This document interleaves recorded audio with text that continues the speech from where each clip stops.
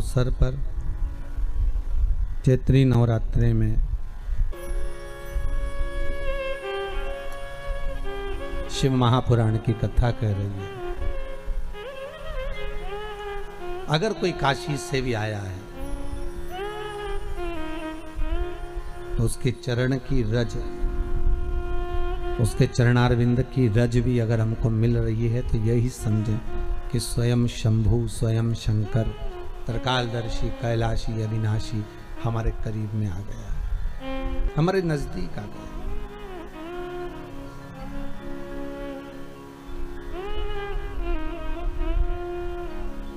शिव हमारे पास में आ गया।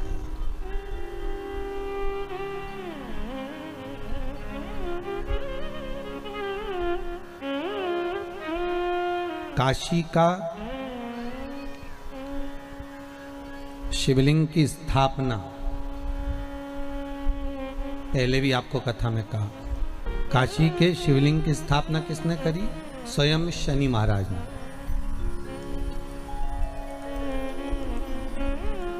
कौन ने करी है? अब तो बोल दो। शनि महाराज। कब करी? जब अपनी माता को लात मारी शनि महाराज ने और उनका पांव टेढ़ा हो गया, विकलांग हो गया, और वो पांव जब काम नहीं कर रहा था तब शनि महाराज रोते बिलखते देवऋषि नारद के पास गए। दिल में अगर दुख हो, मन में अगर कष्ट हो और लगे कि आज दिल बड़ा दुखी है तो किसी सदगुरु की शरण में जाकर बैठ जाओ। और अगर गुरु की शरण में भी जाकर नहीं बैठ सकते तो जिस गुरु के मुख से आपने नित्य भगवान का स्मरण करा है,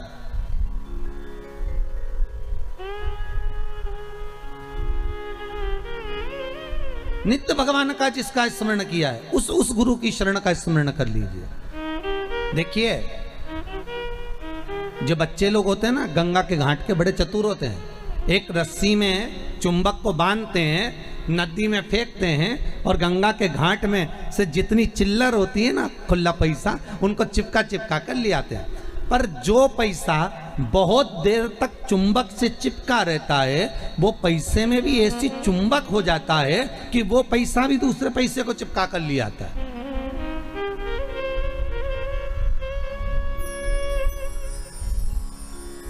वो जो रुपया है, जो पैसा है, उसमें भी चुंबक का तत्व इकट्ठा हो जाता है, तो वो दूसरे को चिपका कर ले आता है। उसी तरह कोई सदगुरु, कोई संत, कोई साधक, कोई उपासक, कोई भगवान का भक्ति का स्मरण करने वाला, कोई भजन करने वाला, कोई कीर्तन करने वाला, कोई मंत्र जाप करने वाला, कोई नाम जाप करने वाला, कोई गुरु जिसने आपको भगवान के पावन चरणारविंद की ओर ले जाकर छोड़ा हो, उस गुरु का भी अगर आप एकांत में बैठकर स्मरण कर रहे हो तो यही जाने कि शंकर की कुछ कृपा हुई है, कुछ दया हुई है।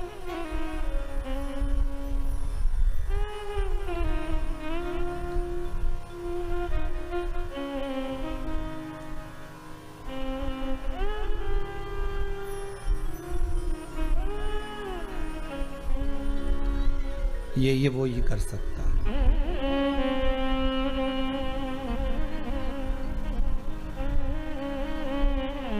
और उसके सिवाय दुनिया में कोई नहीं कर सकता।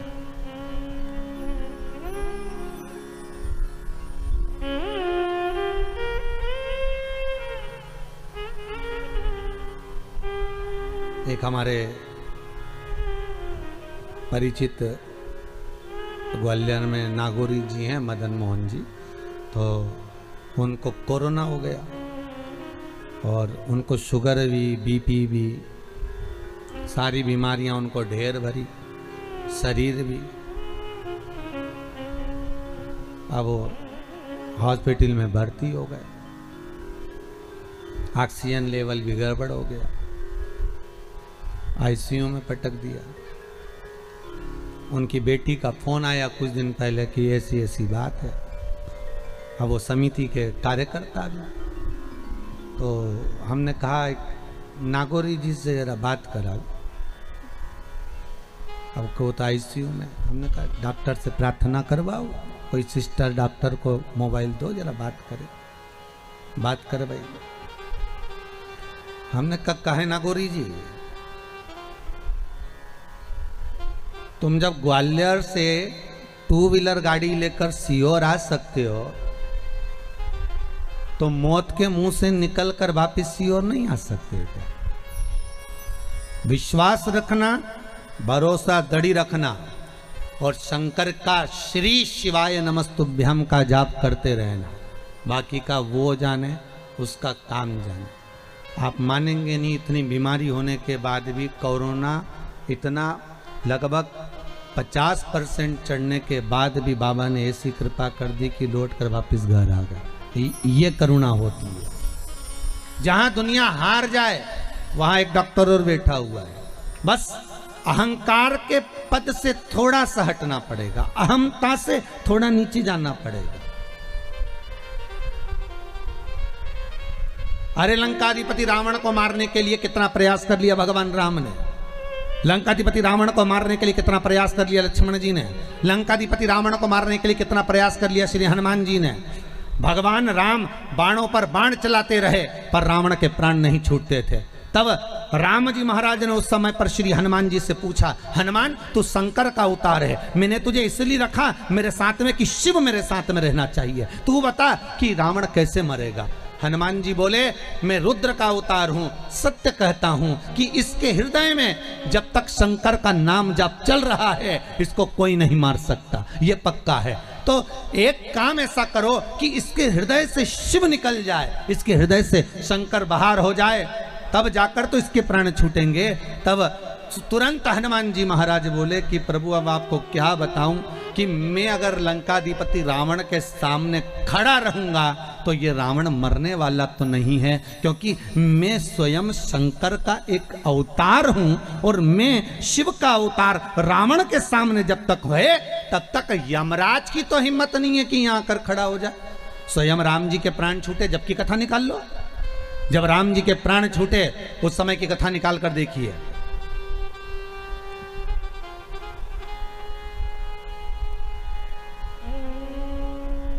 दुर्वासा बाबा ने आकर कह दिया, तुम्हारे ये तारीख, ये तिथि, ये पल आखिरी है, तुम्हें प्राण छोड़कर वापिस परम धाम आना है राम। ये शब्द को लक्ष्मण जी ने सुन लिया था तो लक्ष्मण जी का त्याग करना पड़ा था। सुनिए ना कथा, लक्ष्मण जी का त्याग कर दिया। राम जी ने निकाल ली तारीख, तिथि, पल, घड़ी कि इतनी बजे मुझे प्राणों को त्यागना है। और श्री राम जी महाराज सरयू घाट पर पहुंच गए और सरयू जी के तट पर जैसे ही राम जी महाराज पहुंचे और राम जी ने पहुंचकर तुरंत आवाहन करा यम का, हे यम आओ, हे मृत्यु देवी आओ और मुझे लेकर जाओ, मैं जाना चाहता हूं, आज मेरा पल, मेरी घड़ी, मेरा क्षण आखिरी है, ले जाओ मुझको। यमराज आया, वापिस चले गया, यम के दूत आए, वापिस चले गए। राम जी देख कर आए, नीचे तो आओ, ऊपर से नीचे आओ तब तो मुझे लेकर जाओ। राम जी कह रहे हैं। यमराज ऊपर से हाथ जोड़कर इशारा कर रहा है, पहले इसको हटाओ। किसको? अरे जम के तो बोलो, हनुमान को। जब तक ये शंकर पास में होगा तो प्राण छूटेंगे क्या? क्योंकि वचन लिया है यमराज ने। ये वचन, यमराज की पुत्री मृत्यु देवी जब मरी थी, शंकर भगवान ने जब प्राणों को राजा श्वेत के सामने हरा था, जब राजा श्वेत के सामने मृत्यु देवी को भी मार दिया था, मौत को भी समाप्त कर दिया था, जब राजा श्वेत के सामने यमराज को भी मार दिया था, उस समय पर सूर्य नारायण भगवान रोते हुए आए और सूर्य देवता ने आकर कहा, मेरा बेटा धर्म का कार्य कर रहा था, राजनीतिक कार्य कर रहा था, जो एक देवता को सौंपा गया कर्म है वो कर्म कर रहा था, फिर मेरे बेटे को क्यों मारा? शंकर भगवान ने कहा, इसने मेरे मंदिर में प्रवेश क्यों करा? ये मेरे मंदिर में आकर राजा श्वेत को मार रहा था, मैंने इसको मार दिया। तो उसके अंतिम क्षण थे, उसके अंतिम श्वास थी, उसका अंतिम पल था। शंकर भगवान बोले, भले अंतिम पल था, भले अंतिम श्वास थी, भले अंतिम क्षण था, पहले मुझसे तो पूछना था। मृत्यु लोक का देव अधिदेव महादेव अभी विराज रहा है, पृथ्वी के देव से पूछो क्या मैं इसको उठाकर ले जा सकता हूं? जब मेरी आज्ञा हो तब लेकर जाना, ऐसे कैसे लेकर चले जाओगे? इसलिए मैंने मृत्यु देवी को भी मार दिया, यमराज को भी मार दिया। सूर्य नारायण भगवान रोने लगे, भगवान विष्णु से कहा मेरे पुत्र और पोती को जीवित करवाओ। शंकर भगवान ने कहा शर्त एक रहेगी, जीवित तो मैं कर दूंगा, शर्त इतनी सी है, अगर कोई मेरा भजन कर रहा होगा, जहां शंकर खड़ा होगा, शंकर का स्मरण खड़ा होगा, जहां शिव नाम का जाप हो रहा होगा, वहां ना तो यमराज आएगा ना यमराज की बेटी मृत्यु देवी आएगी। अगर ये वचन दे तो मैं जिंदा कर दूं। सूर्य नारायण भगवान ने कहा मैं वचन देता हूं, आपका जहां नाम होगा वहां दोनों नहीं आएंगे। तो वचन दे दिया। तो जब वचन दे दिया तो हनुमान जी शंकर का अवतार, और ऊपर से यमराज कह रहे इनको हटाओ। तो राम जी समझ गए कि हनुमान ने कहा था रावण को मारते समय कि मैं पास में होऊंगा तो रावण नहीं मरेगा, मतलब मेरे साथ भी यही है, अगर शंकर साथ में है तो राम के प्राण नहीं छूटने वाले। तो राम जी से निवेदन यमराज कर रहे हैं, धर्मराज कर रहे हैं, आप कृपा करो और अपने प्राण त्यागने के लिए कुछ कृपा करिए, मैं मृत्यु देवी को भेज दूंगा, पर पहले इस शंकर को हटा दीजिए। और राम जी ने अपने हाथ की मुद्रिका उतारी, सरयू जी के जल में फेंक दी, और हनुमान से कहा हनुमान अरे मेरी मुद्रिका गिर गई, जल्दी जा करा। और हनुमान मुद्रिका लेने के लिए जैसे ही पानी में कूदे और राम जी महाराज पानी में तुरंत अपने प्राणों को त्याग देते हैं। हनुमान जी जब लौट कर आते हैं तब हनुमान को लगा कि प्रभु मेरे सामने प्राण नहीं छोड़ सकते थे, इसलिए मुझे हटा दिया था, इसलिए मुझे हटा दिया था। क्योंकि शंकर जब तक तुम्हारे नजदीक में है जीजियों, इस कोरोना महामारी में मैं बार बार आप लोगों से कह रहा हूं, पिछली बार भी पूरे लॉकडाउन में एक शब्द कहता रहा, आज फिर कह रहा हूं कि श्री शिवाय नमस्तुभ्यम इस मंत्र को मत छोड़ो। कम से कम एक दिन में 11 बार 21 बार चलते फिरते जपते रहो, ओम नमः शिवाय बसते रहो। श्री शिवाय नमस्तुभ्यम नहीं बोलो तो ओम नमः शिवाय बोलो, ये ना बोलो तो महामृत्युंजय का मंत्र का जाप करो, पर शंकर का अनुमोदन करो, शिव का स्मरण करो। वो कालों का काल है, वो महाकाल है, वो तुमको गिरने नहीं देगा, ये पक्का है, गिरने नहीं देगा।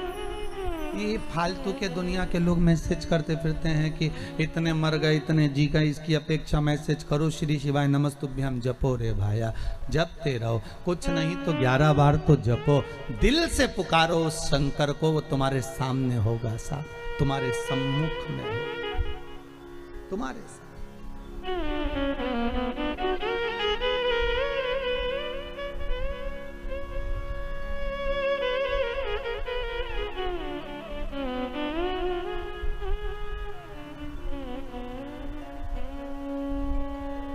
करो अनुष्ठान दिल से, देखो औषधि खाओगे तो थोड़ा तो फर्क पड़ेगा। अरे बोलो तो सही है कि गलत है? वो वैक्सीन लग रहा है, कम से कम उससे दवाई शरीर में रहेगी तो फेफड़ों पर तो कोरोना का असर नहीं पड़ेगा, इसलिए तो वैक्सीन लगाई गई। तो यही समझ लो कि एक वैक्सीन शंकर के नाम की है, जो एक बार लग जाएगी तो थोड़ा थोड़ा आराम लगना प्रारंभ होगा। शिव नाम में वो तत्व है।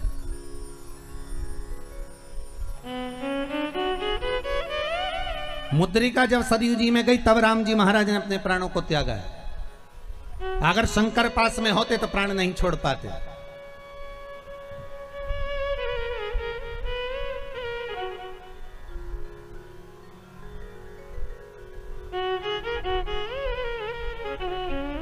प्राण नहीं निकला। अब तुम मृत्यु कैसे आए? ये प्राण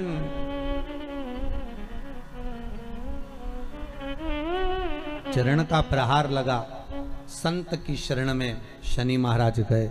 शनि महाराज ने देव ऋषि नारद से कहा, फिर निवेदन है, आप नहीं कुछ कर सकते तो उस सतगुरु का स्मरण कर लो। जैसे शनि महाराज को लगा कि मेरे पांव में चोट लग गई, मेरा पांव टेढ़ा हो गया, मेरा पांव अब काम नहीं कर रहा, मैं एक पांव से कैसे चल पाऊंगा, तब शनि महाराज को लग गया कि अब कोई नहीं बचा सकता, अब कोई सदगुरु ही चाहिए, अब कोई संत ही चाहिए, अब किसी गुरु की शरणागति ही चाहिए। और ऐसे समय में कई बार ऐसा भी होता है कि हम गुरु तक नहीं जा पाते, कभी कभी ऐसा भी होता है कि हम गुरु के पास नहीं पहुंच पाते, कभी कभी ऐसा भी होता है कि हम गुरु के नजदीक नहीं पहुंच पाते।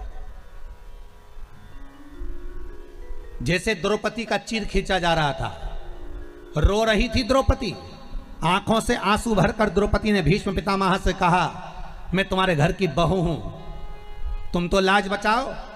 भीष्म पितामह कहते हैं, मैंने दुर्योधन के घर का अन्न खाया है, जैसा खाया अन्न वैसा हो गया मन, जैसा पियो पानी वैसी हो गई वाणी, जैसा पियो दूध वैसा बन गया बुध। गाय का दूध पियोगे तो गाय जैसे निर्मल रहोगे, थैली का दूध पियोगे तो थैली जैसे हो जाओगे, डब्बे का दूध पियोगे तो गोल हो जाओगे। इसलिए गौ माता के दूध का पान का वर्णन किया गया। अन्न का बड़ा प्रभाव है महाराज जी, बहुत ध्यान रखना पड़ता है अन्न खाने वाले को।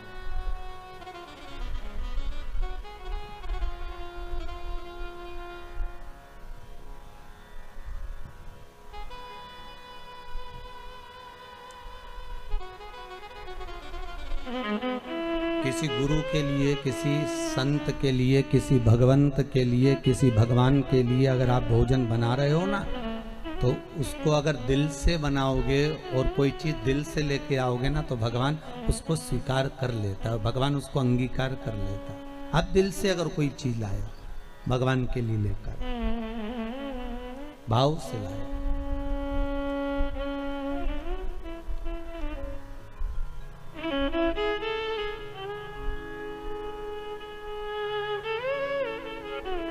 अब दुर्योधन तो बैठा है, दुशासन चीर खींच रहा है, द्रौपदी रोती बिलकती धृतराष्ट्र गांधारी के सामने जाकर खड़ी हो गई, कोई नहीं बचाया। आखिरी में द्रौपदी गुरु द्रोणाचार्य के पास में गई, मैं आपकी चेली हूं, आपने मुझे गुरु मंत्र दिया। कोई साथ नहीं देता, पर जिस गुरु ने मंत्र दिया है वो तो साथ देगा ना, आप तो साथ दो। गुरु द्रोणाचार्य मुस्कुराते हुए कहते हैं, रे द्रौपदी, इस सभा में जितने बैठे हैं कोई तेरा साथ नहीं देगा, मैं भी तेरा साथ नहीं दूंगा, क्योंकि मैं गुरु हूं। भले मैंने मंत्र दिया है, पर एक बात याद रख ले, गुरु भले साथ ना दे, पर जो मंत्र दिया है तुझको, तो उस मंत्र को जप। गुरु मंत्र जो मिला है उसको जपो।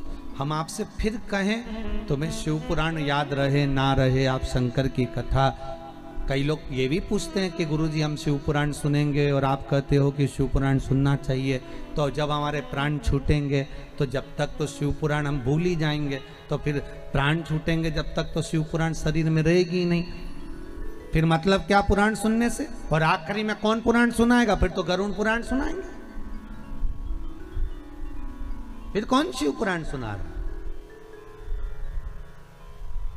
तो आपका क्या कहना है गुरुदेव, अगर मृत्यु के क्षण पर प्राण छूटते समय शिव महापुराण की कथा नहीं याद रही, तो उसका मतलब क्या, फिर सुनने से आनंद क्या। अरे भैया, शास्त्र कहता है 1 महीने पहले 15 तारीख को आपने क्या खाया था, आपको याद है क्या? अरे मुंह से तो बोलो नहीं। 20 तारीख को क्या खाया था 1 महीने पहले, आपको याद है क्या? नहीं। पर 20 तारीख को 1 महीने पहले 15 तारीख को जो तुमने खाया था वो तुम्हारे शरीर में गया, जाने के बाद उसका रक्त बन गया, रक्त बनने के बाद वो शरीर में आज तक चल रहा है। जो तुमने 1 महीने पहले खाया था उसका रक्त तुम्हारे शरीर में आज तक चल रहा है। शिव महापुराण की कथा वही कहती है, भले मरते समय तुम्हें कथा याद रहे ना रहे, पर इतना जरूर याद रखना कि तुमने जिस कथा को सुना है अंतिम समय तक वो तुम्हारे शरीर में निरंतर रक्त के साथ चलती रहेगी, और वही यम की कैद से छुड़ाकर परमात्मा के दरवाजे तक पहुंचा देगी। वो शरीर में चलती रहती है निरंतर, रात दिन, हर पल, हर घड़ी, हर क्षण चल रही है।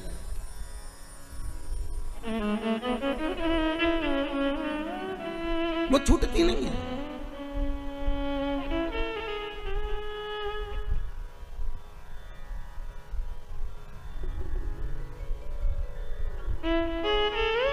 वो मिलती है, तो एक बार अगर मिल गई, औषधि चली गई शरीर में, फिर औषधि का काम है कितना असर करना है, ये तो औषधि दिखाती है। औषधि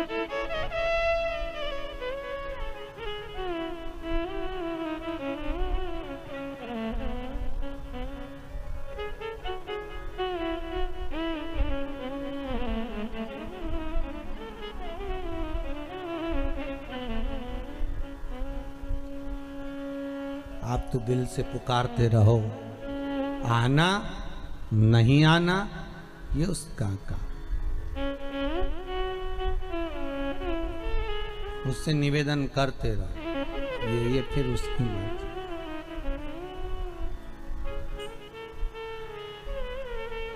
अच्छा, इतनी बड़ी कोरोना महामारी में अब करोगे भी क्या? डॉक्टर अपना काम कर रहा होगा, आईसीयू में ऑक्सीजन अपना काम कर रही होगी, वेंटिलेटर अपना काम कर रहा होगा, डॉक्टर सिस्टर अपना काम कर रहे होंगे। बार बार आप फोन लगाकर डॉक्टर से भी बात नहीं कर सकते, वो भी बेचारा इतना टेंशन में पड़े हुए हैं, इतने लोगों को देख रहे हैं दिन भर रात भर, तो उनको भी तो लगता होगा कि ज़िंदगी क्या है। उनकी भी तो आंख भर आती होगी जब इतनी बॉडियों को, इतने स्वरूपों को देखते होंगे। तो आप क्या कर सकते हो? आप खुद भी तो वहाँ नहीं जा सकते, तो इतना तो कर सकते हो कि भगवान का भजन कर लो।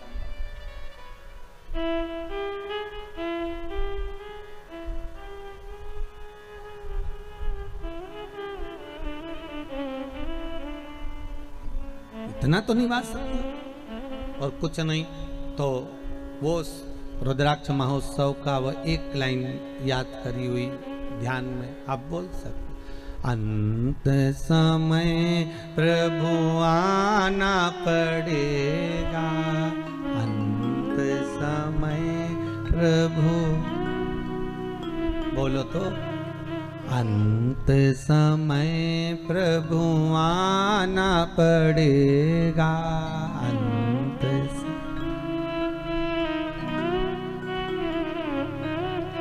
वादा किया तो निभाना पड़ेगा, वादा की तो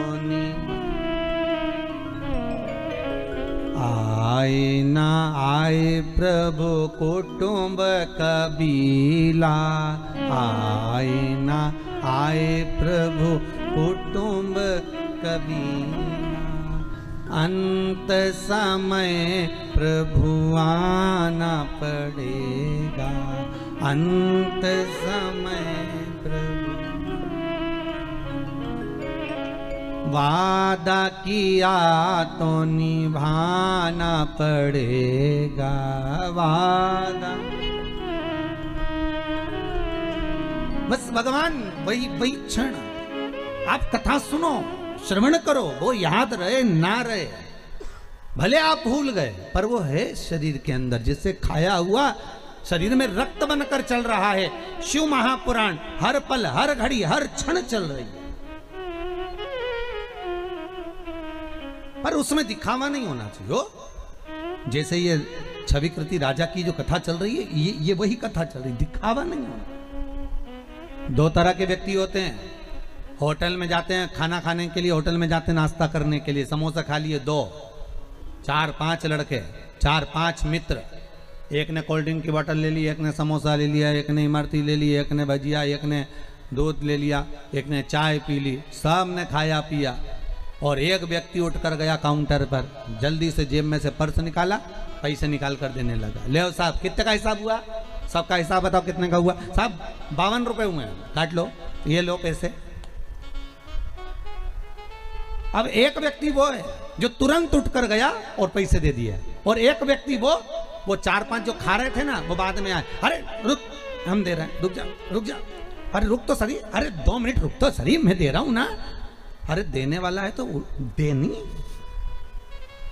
दे, निकालो दे, पर नहीं, वो इतना ही बोलता रहेगा, बार बार जेब में हाथ डालेगा, अरे रुक तू रुक तो सही है, अभी रुक, मैं अभी निकाल रहा हूँ, मैं दे रहा हूँ, अरे रुक, दुकान वाले लेना मत ही हो, रुक रुक, और ये कह दे, और अभी रुक 2 मिनट, और 1 घंटे तक तो जेब में से खींच रहा, रुक तो। इतने में बोला, भैया काट ले यार, इसकी मत सुन तो काट कुटा ले, 52 रुपए तो हुए, काट ले। एक व्यक्ति वो होता है जो तुरंत गया, निकाले और दे दिए, और एक व्यक्ति वो होता है कि मैं देता रहा हूं, देता रहा हूं, देते रहा। इसी तरह 2 तरह के भगत होते हैं, एक वो जो भगवान की भक्ति में बैठ जाता है, भगवान को रिझाने के लिए उसे किसी से मतलब नहीं होता। और दूसरा जगत भर में डोंडी पीट कर कहता है मैं तो रोज आधे घंटे भगवान को पूजन करता हूँ, मैं तो मंदिर जाता हूँ, मैं तो अगरबत्ती लगाता हूँ, मैं तो हनुमान चालीसा का पाठ करता हूँ, मैं तो ये वाली माला जपता, मैं तो वाली माला जपता। जितने महाराज मिलेंगे सबको अपनी स्टोरी सुनाएगा, मैं तो भैया रोज मंदिर जाती हूँ, मैं तो 15 मिनट जाती, मैं तो 1 लोटा पानी लेकर जाती, मैं तो ये करती, मैं तो वो करता, मैं तो ये करता। एक वो होता है जो जगत भर में डोंडी पीटता फिरता है कि मैं कर रहा, मैं कर रहा, मैं कर रहा, मैं कर रहा। ये उसी में का है कि मैं दे रहा, मैं दे रहा, मैं दे रहा। तो देनी दे दे जा।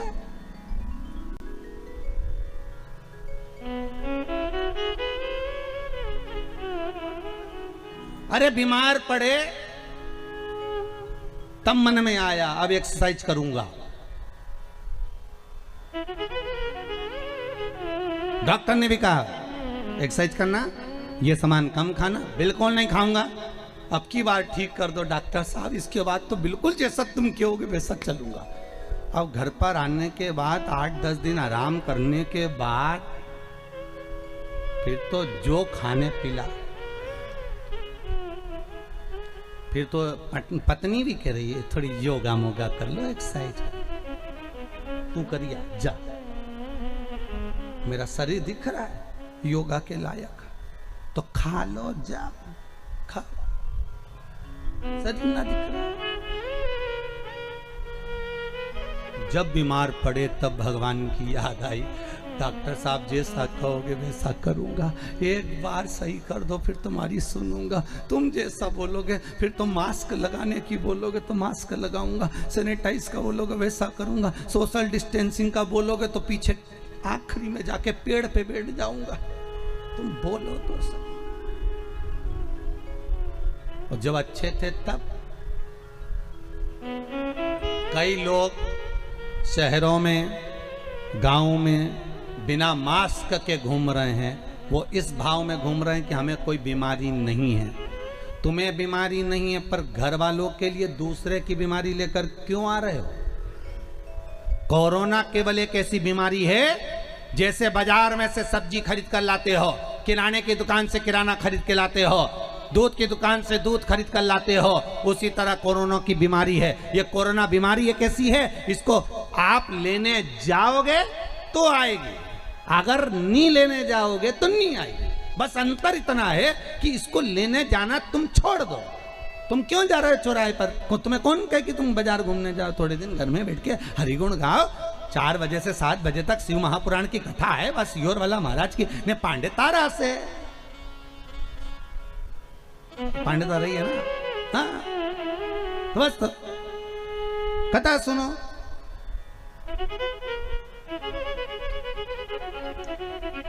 स्मरण करो, 3 घंटा कथा का भगवान भजन करो, और कथा अच्छी लगे तो सुनो, नहीं तो तुम्हारे हाथ में रिमोट रखा है ना, महाराज चेंज कर दो। टीवी पे तो घना महाराज आए, 2 मिनट में चेंज, दूसरा पकड़ लो कि ये महाराज आई दिया, चलो दूसरा महाराज देखेंगे। और महाराज नहीं आए तो कहीं की न्यूज देख लो, पर कथा सुन लोगे तो तुम्हारी न्यूज नहीं बनेगी, ये पक्का, ये तो पक्का। कथा सुन लो, बस स्मरण कर लो। महाराज राम नाम के हीरा मोती में बिखलाऊं गली गली, ले लो रे कोई राम का प्यारा। आगे क्या है? शोर मचाऊं गली गली। ये तो बिखेर रहा है, कहीं योग बना होगा भगवान का जो मिल रहा है, डालो।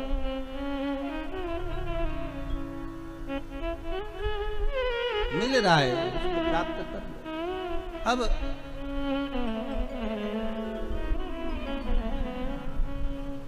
अंतिम क्षण शनि महाराज मन में सोचे कि मैं गुरु की शरण जाऊंगा। माता का अपमान कर दिया, लात मार दी, पांव टूट गया और अब गुरु की शरण जा रहे हैं। वही हाल है, खूब कहा था अच्छे से रहिए, क्रोध पर संयम रखिए।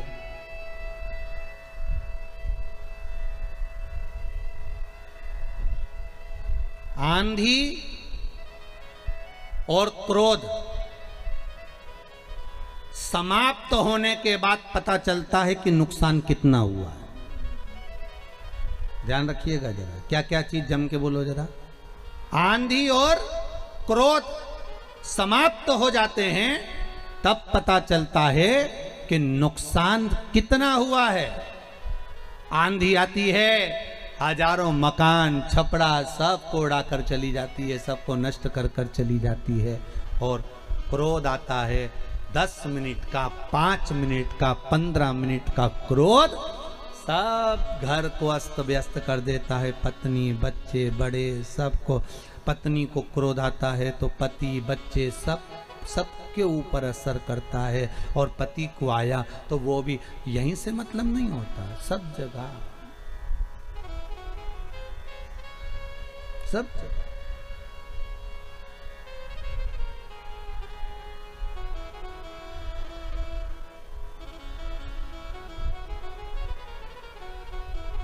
एक जरा सा क्रोध, मात्र एक क्षण का क्रोध।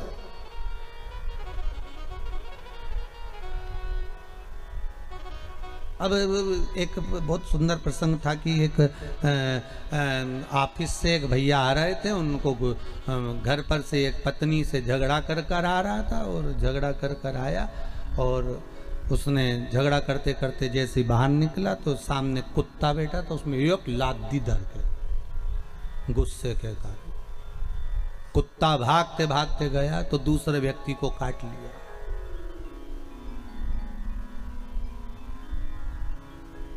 दूसरा व्यक्ति बेचारा ऑफिस जा रहा था, उसको इतनी गुस्सा आ रही थी कि वो जैसे ही ऑफिस में पहुंचा, एक मैडम ने गलत काम कर दिया तो एक थप्पड़ धर के दिया। मैडम को इतना गुस्सा आया कि सर ने मुझे मार दिया। वो एक असिस्टेंट आया, उसके लिए चाय लेकर, उस पर गुस्सा मैडम ने भूखे दिया। असिस्टेंट के लगा, बताओ मैडम ने मुझे मार दिया। वो अंदर गया, अंदर जाकर उसने कहा 4 लोगों में मेरी इज्जत खराब कर दी। उसने तेल डाला, मर गया। अब बताओ गुस्सा किसका था? देखिए जरा, अंदाजा लगाइए, गुस्सा किसका था, क्रोध किसका था? अंदाजा लगाओ जरा। क्रोध दूसरे का, और दूसरे ने मारी लात किसको? कुत्ता को। गुस्से में कुत्ता काटा दूसरे को, दूसरा गया दूसरे के पास। एक जरा सा क्रोध में ना जाने कितने लोग हिल गए और अंत में बर्बादी का केंद्र बन गया। जरा सा क्रोध, आंधी और क्रोध थोड़ी देर के होते हैं, पर शांत होने के बाद मालूम पड़ता है कि नुकसान कितना हुआ है। इसलिए थोड़ा संयम बहुत जरूरी है। जब गुस्सा आए तो 1 लोटा पानी भर के उसमें भगवान का नाम लेके धीरे धीरे कर कर पीना चालू कर दो। जो अपशब्द बोल रहा है उसको देखो ही मत, पीते रहो। शंकर भगवान जैसे विष पी गए, तुम गुस्सा पी जा। पर तुम्हारी आदत है ना महाराज, खाए बिना रह जाऊं। पर देखो माता कितनी जल्दी बोली, बोले बिना नहीं रह सकते। हम तो बोले ही नहीं, जवाब तो इनने ही दे दिया तुरंत। हम तो बोले नहीं कि खाया बिना रह जाऊं, पर बोले बिना नहीं रह सकते। इसलिए जवाब तो दूंगे चाहे कुछ भी हो जाए, बोले बिना। अरे क्यों? शनि महाराज ने गुस्सा करा, पांव टूट गया, पांव टूट गया तो नारद जी के पास गए। देव ऋषि नारद बैठे हुए थे, भगवत स्मरण में लगे हुए थे। देव ऋषि नारद ने जो शनि महाराज को देखा, अरे शनि महाराज आप आए हो, आप और यहाँ? शनि महाराज बोले हाँ मेरा आना हुआ है, क्या कारण है? शनि महाराज जी बोले मेरा पांव टूट गया, कुछ कृपा कर दीजिए। आप संतो, साधुओं, सन्यासियों, तपस्वियों, साधकों, उपासकों, और एक भक्त जो होता है, एक साधक जो होता है, एक संत जो होता है, एक गुरु जो होता है, जो भगवान की भक्ति में निरंतर डूबा हुआ होता है, वो आपको भगवान की भक्ति में ही डुबोएगा, भगवान के भजन में ही डुबोएगा, वो गलत जगह नहीं डुबोएगा। कामी व्यक्ति के पास जाओगे तो वो काम में डुबो देगा, लोभी के पास जाओगे तो लोभ में डुबोएगा, वासनावान के पास जाओगे तो वासना में डुबो देगा, तृष्णावान के पास जाओगे तो तृष्णा में डुबोएगा, अहंकारी के पास जाओगे तो अहंकार में डुबोएगा, और भगत के पास जाओगे तो भक्ति में डुबोएगा। देव ऋषि नारद ने कहा काय को चिंता करते हो, गंगा जी के घाट पर जाओ, शंकर भगवान का एक शिवलिंग का निर्माण करो, और शिवलिंग का निर्माण कर कर गंगा के घाट पर शंकर जी की आराधना करो। जगत के धात्रा शिव शंकर वही सब कुछ कर सकते हैं। मनुष्य के शरीर के जितने अंग हैं मानव शरीर में जितने अंग हैं, कहते हैं इनका एक अलग अलग देवता है। प्रत्येक अंग का एक अलग अलग देव है और सारे अंगों का अलग अलग देव है। सारे अंगों के देवताओं पर कंट्रोल करने वाला शंकर है, भगवान शिव ओघड़दानी त्रिकालदर्शी कैलाशी। शरीर के किसी भी अंग में अगर चोट लगती है, किसी भी, एक बच्ची ने लिखा है कि कोई माता ने कि मेरा नाम साधना पांडे है, भदोही जिला दुर्गागंज से आए हैं। कहाँ बैठी हैं साधना दीदी? पत्र भेजा है उन्होंने, साधना पांडे हैं, भदोई दुर्गागंज से हैं कोई। आप ही हैं? अच्छा, इस बालक के साथ में आए। आपने लिखा था ये बालक जो है 5 वर्ष तक ठीक था, 5 वर्षों के बाद में धीरे धीरे धीरे धीरे इसका शरीर बेकार होता चले गया। अभी भी आपकी गोदी में ही है वो। दिल्ली तक, मुंबई तक इस बच्चे को दिखा दिया पर कहीं आराम नहीं मिला। पर शिवरी नारायण में कथा जो थी उसमें चंपेश्वर महादेव का उपाय आपने करा है। उसके बाद बच्चे ने धीरे धीरे हाथ की हथेली खोलना प्रारंभ कर दिया है। अब हथेली खुलने लगी इसकी। अगर बाबा ने इसकी हथेली खोल दी है तो ये भी पक्का है कि धीरे धीरे ये बच्चा शरीर संभाल लेगा और बाबा चाहेगा तो चरण जरूर लेगा। उस पर विश्वास रखिए। अगर इतना बाबा ने करा है तो उसको उस लायक जरूर करेगा बाबा। उस पर विश्वास रखो, भरोसा रखो। शंकर पर अगर हम बस इतना जरूर करिए, आपसे निवेदन है कि आप अगर अपनी पूजन में जब जब बैठें, जब जब शंकर की आराधना करें, एक लोटा पानी भी चढ़ाएं, एक फूल भी चढ़ाएं, तो प्रयास करना कि इस बच्चे का नाम और गोत्र बोलकर ही चढ़ाएं। प्रयास करिएगा। बाबा का नाम अगर लेकर चढ़ाएं तो बाबा कामना पूर्ण करें। एक एक अंग, मनुष्य का प्रत्येक अंग, प्रत्येक अंग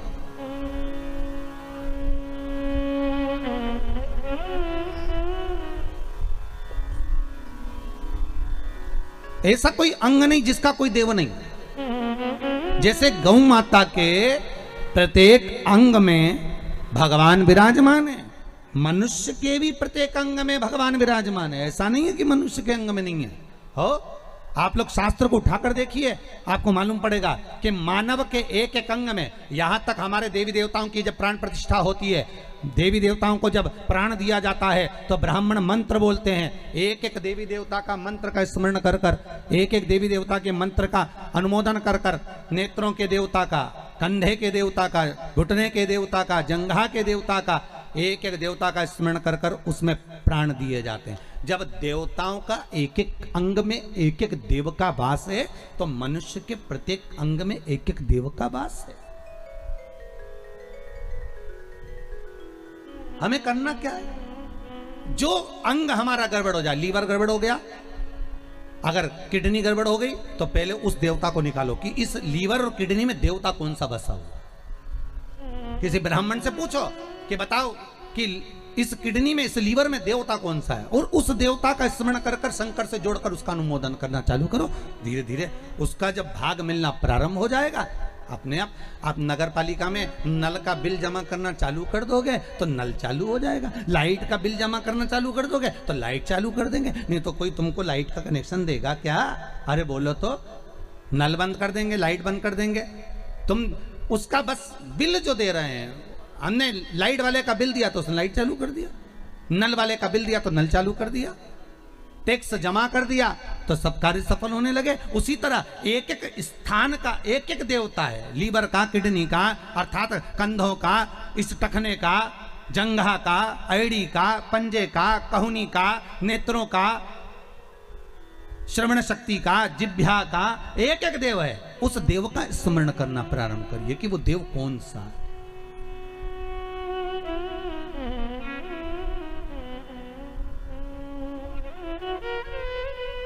उस देव का स्मरण। सारे देवी देवताओं में केवल एक ही देव है, देव अधिदेव महादेव, जिनके ऊपर जल चढ़ाया जाता है, दूध चढ़ाया जाता है, पंचामृत चढ़ाया जाता है, तो उस शिवलिंग को दोनों हाथों से मला जाता है। कितने हाथों से मलते हैं? अरे जम के बोलिए जरा। दोनों हाथों से। पास में जो बैठा रहता है पति, वो जल चढ़ा रहा है, या पत्नी जल चढ़ा रही है, या कोई वस्तु चढ़ा रहा है, और दोनों हाथों से शिवलिंग को मला जा रहा है।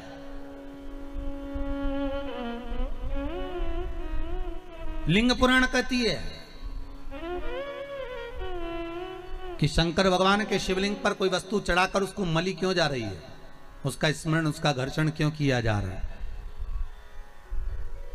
तो लिंग पुराण कहती है कि शंकर पर जो पदार्थ हमने चढ़ाया है, जो वस्तु चढ़ाई है, जो दूध चढ़ाया, जो दही चढ़ाया, जो पंचामृत चढ़ाया, उसका जब हम घर्षण करते हैं, शंकर का शिवलिंग में संपूर्ण शिव जी का श्री विग्रह विराजमान होता है। तो हमारे रोग, हमारी बीमारी किस जगह पर है? जब हम शंकर के शिवलिंग का घर्षण करते हैं तो उससे हमारी बीमारी धीरे धीरे समाप्त होने लगती है, धीरे धीरे समाप्ति।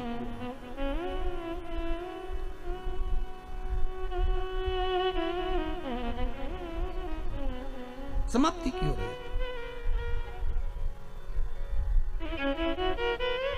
अच्छा, एक और सुंदर सी बात और अच्छी है। अभी नवरात्रि चल रहा है, दुर्गा सप्तशती का पाठ आप लोग कर रहे होंगे। कौन कौन कर रहा है? जरा हाथ उठाओ तो जरा। आप लोग कर रहे हैं, बहुत अच्छी बात है। अगर आप नहीं कर रहे होगे तो ब्राह्मण दुर्गा सप्तशती का पाठ कर रहे होंगे।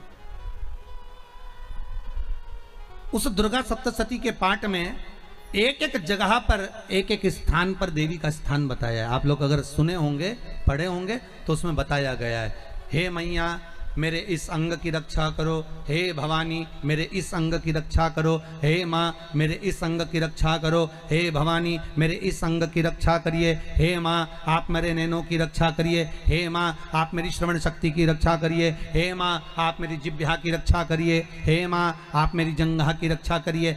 आया कि नहीं आया? जब दुर्गा सप्तशती में एक एक स्थान का महत्व आया है कि इस जगह पर ये देवी का स्मरण करेंगे तो माँ मेरी कल्याण करेगी, माता मेरा उद्धार करेगी। बस उसी भाव, उसी स्थान के शंकर के शिवलिंग में भगवान शिव का संपूर्ण विग्रह, संपूर्ण। और जब शंकर का संपूर्ण विग्रह है तो हम बाबा से अनुमोदन क्यों ना करें? अभी दुर्गापुर के पहले फुसरो में कथा थी, फुसरो झारखंड में। तो एक बात हमने कही थी फुसरो की कथा में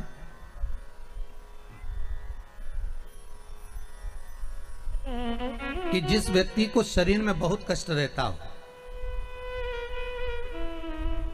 बहुत ज्यादा कष्ट अगर शरीर में रह रहा हो, तो मक्खन, थोड़ा सा गाय के दूध का माखन निकालकर शंकर के शिवलिंग पर जो व्यक्ति बीमार रहता है उस व्यक्ति का स्पर्श कर। अभी तो खैर कोरोना महामारी चल रही है तो मंदिर भी सारे बंद हैं, पर प्रयास करा करो उस मक्खन का लेपन। जब ये कोरोना महामारी समाप्त हो जाए तब माखन का लेपन शंकर के शिवलिंग पर करना प्रारंभ करो, श्री बिजलेश्वर महादेव का नाम लेकर।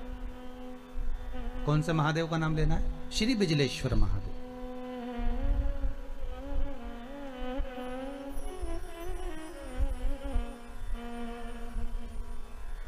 पूरी दुनिया में बिजलेश्वर महादेव एक ही जगह पर विराजमान है, हिमाचल में, मनाली के पास।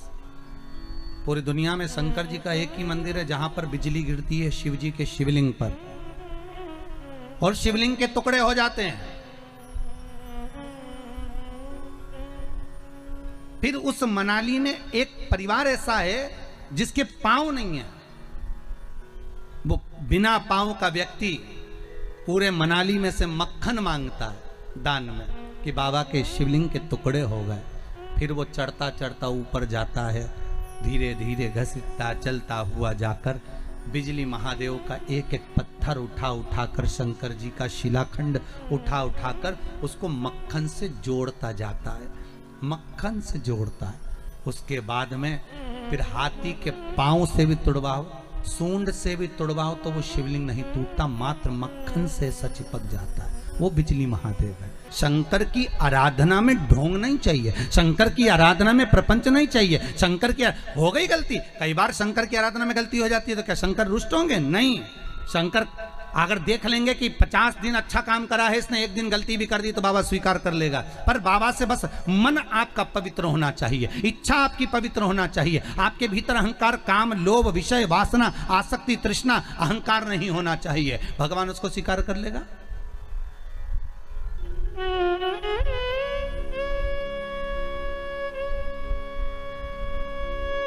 भगवान उसको ले लेगा आराम से।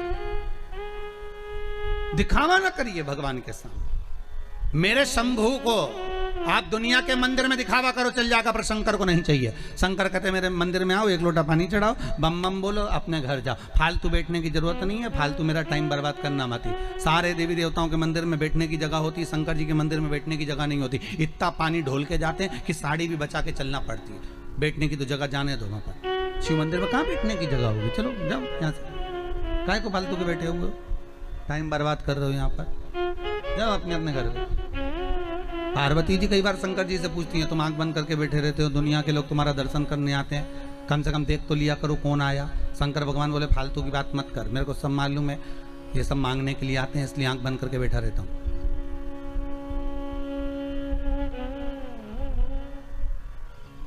पार्वती जी बोली ऐसा कोई होता है क्या? शंकर भगवान बोले तेरी पड़ोसन क्या करके देख ले, रोज पड़ोसन क्या जाना, जीजी की जरा एक कटोरी घी दे दे, जीजी जरा तेरी चप्पल दे दे, जीजी तेरा जरा सा मोबाइल दे दे, जीजी तेरा थोड़ा सामान दे दे। रोज रोज मांगने जाओगे तो पड़ोसन भी दरवाजा बंद कर लेगी, तो मैं तो आंख ही बंद कराऊंगा। तो आंख कब खोलोगे?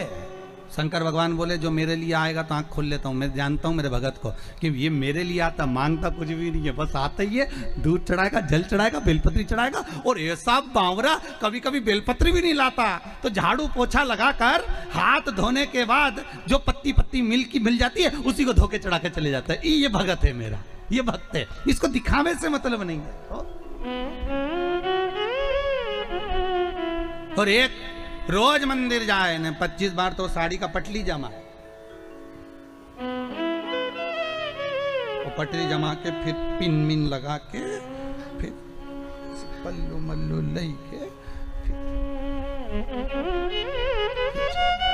और एक बास्केट उतार ले, उसमें लोटा भर पानी मानी सब धर के, और इतनी बड़ी बिंदी लगा के ऐसी नोटंकी करके कि इसके बराबर कोई मंदिर नहीं जाए साहब, ये तो बड़ी धर्मात्मा, इसके बराबर कोई धर्मात्मा नहीं। बाप रे, रोज आए, रोज मंदिर और ऐसी पूजन करे साहब, 2 घंटा तक तो माला लेने बैठी रहे। और इतने में कहीं की आवाज कर दे तो चिल्लाती भी है, उधर जाओ उधर जाओ।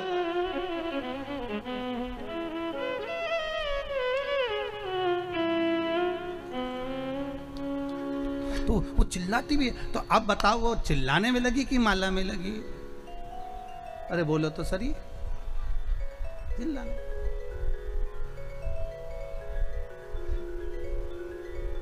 अब ऐसे ही तुम हवन में बैठो, मालूम पड़े तुम सचंडी का हवन कर रहे हो, यज्ञ कर रहे हो, और मालूम पड़े पंडित जी ओम ब्रह्मचारिणे स्वाहा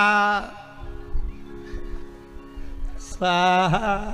अब देवी जी सोच रही है हवन आहुति यहाँ दे रही, देख वहां रही है, और तुम कह रही स्वाहा, मैया बोल रही आहा। का है स्वाहा?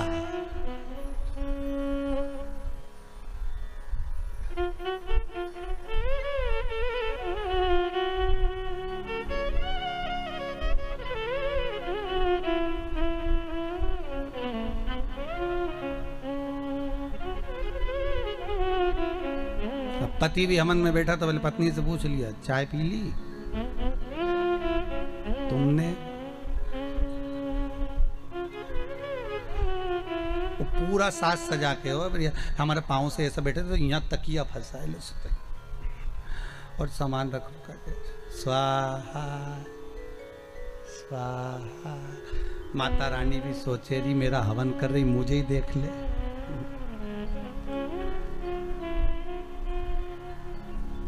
सुख वस्तु में नहीं महाराज। फिर वही बात आ गई, भगवान को नहीं पसंद छल, भगवान को दिखावा नहीं पसंद।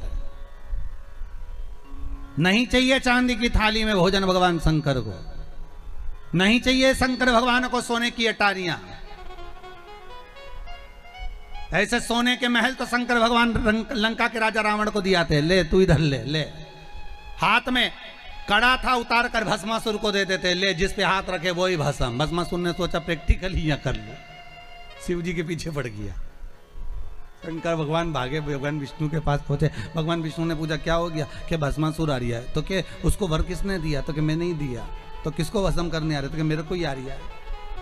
भगवान विष्णु बोले तो थोड़ा तो विवेक से काम करा करो, हर किसी को हर कोई सा आशीर्वाद दे देते। शंकर भगवान बोले हमारा नाम भोला, हम तो भोला, इसलिए तो नाम भोला पड़ा कि हर कुछ को हर किसी को जो मन पड़े वो वर दे दे। एक चोर शंकर जी के मंदिर में चोरी करने गया, स्टूल नहीं था, टेबल नहीं थी, कुर्सी नहीं थी, शंकर जी के शिवलिंग पे चढ़ गया। शंकर जी वहीं प्रसन्न हो गए, मांग तुझे क्या चाहिए। उसने कहा भोलेनाथ कभी तो प्रसन्न नहीं हुए, शिवरात्रि पे सावन में कभी प्रसन्न नहीं हुए, आज कैसे हुए। शंकर भगवान बोले लोग जल चढ़ाए धतूरा चढ़ाए, तू तो पूरा ही चढ़ गया, बड़ी कृपा करिए, इससे बढ़कर करुणा। तू तो मांग ले, तेरे को क्या चाहिए। शिव बड़ा दया, उसका नाम ही भोला। अब देवऋषि नारद पूछ लिए क्या हुआ क्या है, तो कि महाराज जी मेरा पांव ठीक करा दो। तो पांव ठीक कराना है तो शंकर का स्तमन करो, गंगा के घाट पर जाकर शिवलिंग का निर्माण करो, उस शिवलिंग का निर्माण कर कर उसकी आराधना करिए, ठीक है। और उसकी आराधना में जब शंकर भगवान की आराधना में शनि महाराज डूब गए, ऐसी आराधना शनि महाराज ने करी कि शंकर भगवान प्रसन्न हो गए। क्या मांगते हो शनि? शनि कहते हैं बस इतनी कृपा कर दीजिए, मेरा पाँव ठीक कर दीजिए। शनि तेरा पाँव तो ठीक कर दूंगा पर उसमें थोड़ी सी लचक रह जाएगी, चिंता मत करना, तूने मेरा अनुमोदन करा है, जा तेरा कष्ट में हरता हूं। शनि महाराज शिव जी से कहते हैं भोलेनाथ जो आपका नाम लेगा उस पर कभी शनि नहीं चढ़ेगा। अब दिक्कत ये हो गई कि ये छवि कृति जो राजा था ये शंकर की आराधना करने वाला और शनि महाराज ने इसको मार दिया। कथा वहां चल रही है कि टेंशन ये कहां से आ गया कि शनि महाराज इसको कैसे मार सकते।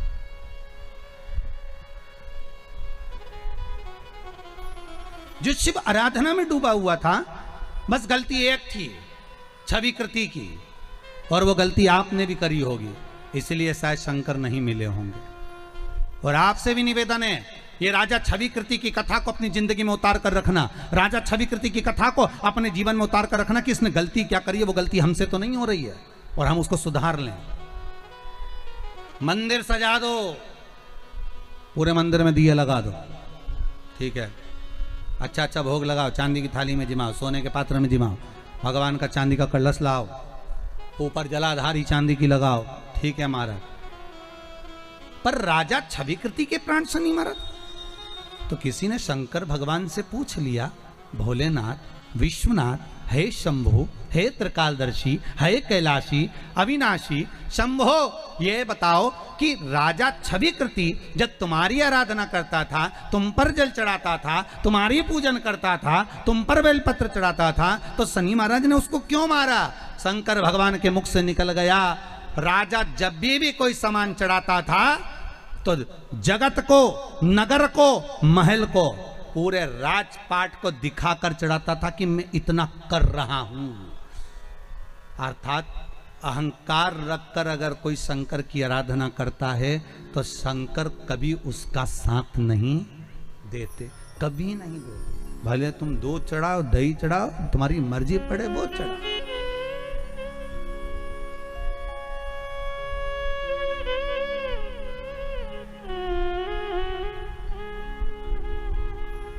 तुम्हारा मन पड़े वो चढ़ाइए। आप शिव की आराधना में अगर कुछ भी चढ़ा रहे हो तो शंकर को वो मतलब नहीं कि तुम क्या चढ़ाओ, शंकर को तो ये भाव चाहिए कि तुम दिल से समर्पित हो रहे हो, तुम दिल से चढ़ा रहे हो, तुम दिल से अनुमोदन कर रहे हो, तुम दिल से स्मरण कर रहे हो।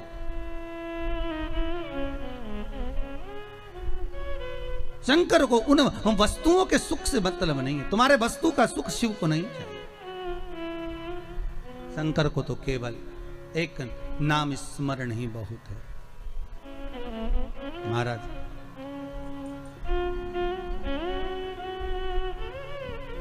केवल नाम स्मरण।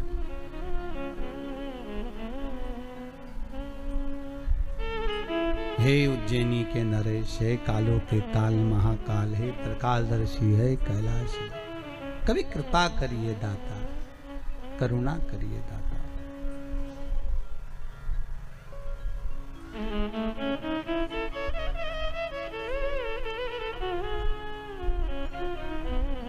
दुखिया पे डालना रे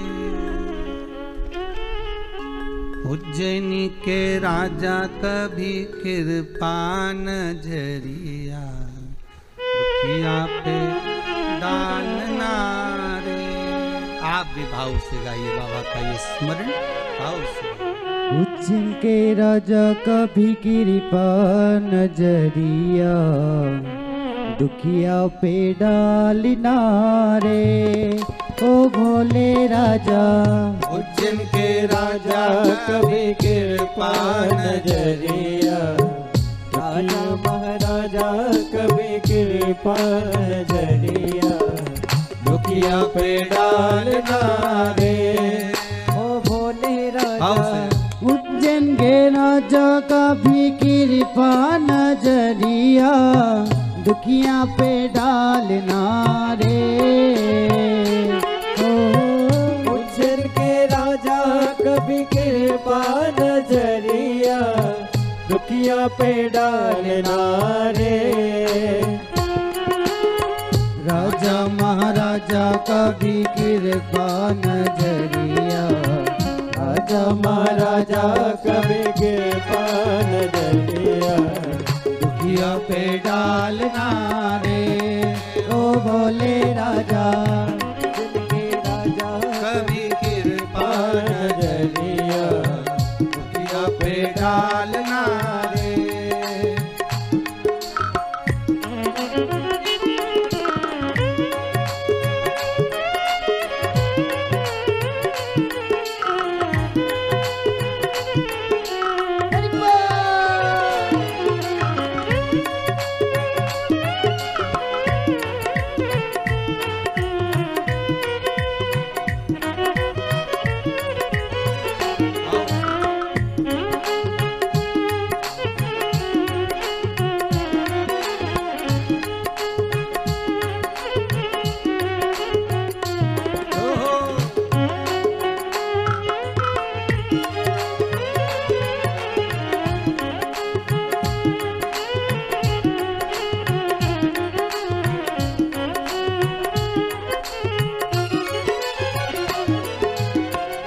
पार्वती पति शिव जी है प्यारे, कैलाश पर मेरे भोले विराजे, मेरे भोले विराजे, मेरे भोले विराजे।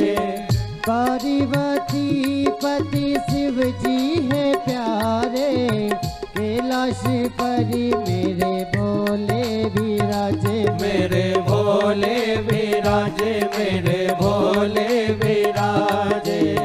मन का मनेश्वर बाबा मन की मुरादे, मन कालेश्वर बाबा मन की मुरादे झोली में डालना रे। ओ भोले राजा उज्जैन के राजा कभी कृपा नजरिया दुखिया में डालना रे। ओ भोले बाबा उज्जैन के राजा कभी कृपा नजरिया दुखिया पे डालना रे।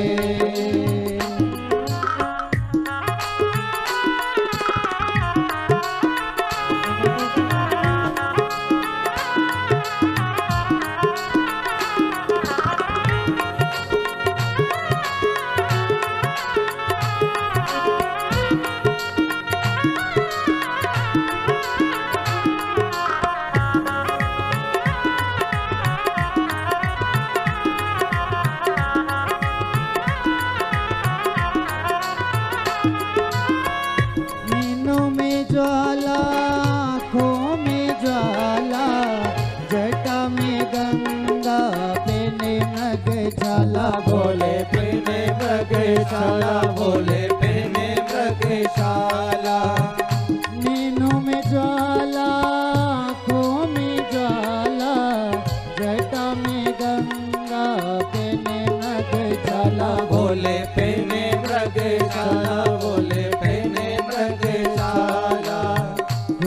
है जब उनकी तीसरी वो अखिया, खुलती है जब वो उनकी तीसरी जो अखियाँ, तांडव कर डालना रे ओ बोले राजा, उनके राजा की कृपा नजरिया, दुनिया पे डालना रे ओ भोले बाबा उज्जैन के राजा कभी कृपा नजरिया दुखिया पे डालना रे। ओ भोले राजा उज्जैन के राजा कभी कृपा नजरिया दुखिया पे डालना रे। ओ भोले राजा उज्जैन के राजा कभी कृपा नजरिया दुखिया पे डालना रे। ओ भोले राजा उज्जैन के राजा कभी कृपा नजरिया दुखिया पे डालना रे, दुखिया पे डालना रे, दुखिया पे डालना रे। त्रिकालदर्शी कैलाशी अविनाशी मेरे शंकर को दिखावा नहीं चाहिए, मेरे शंकर को हृदय का सुख चाहिए। आप मन से जो बाबा को समर्पित करोगे बाबा वो स्वीकार करेगा।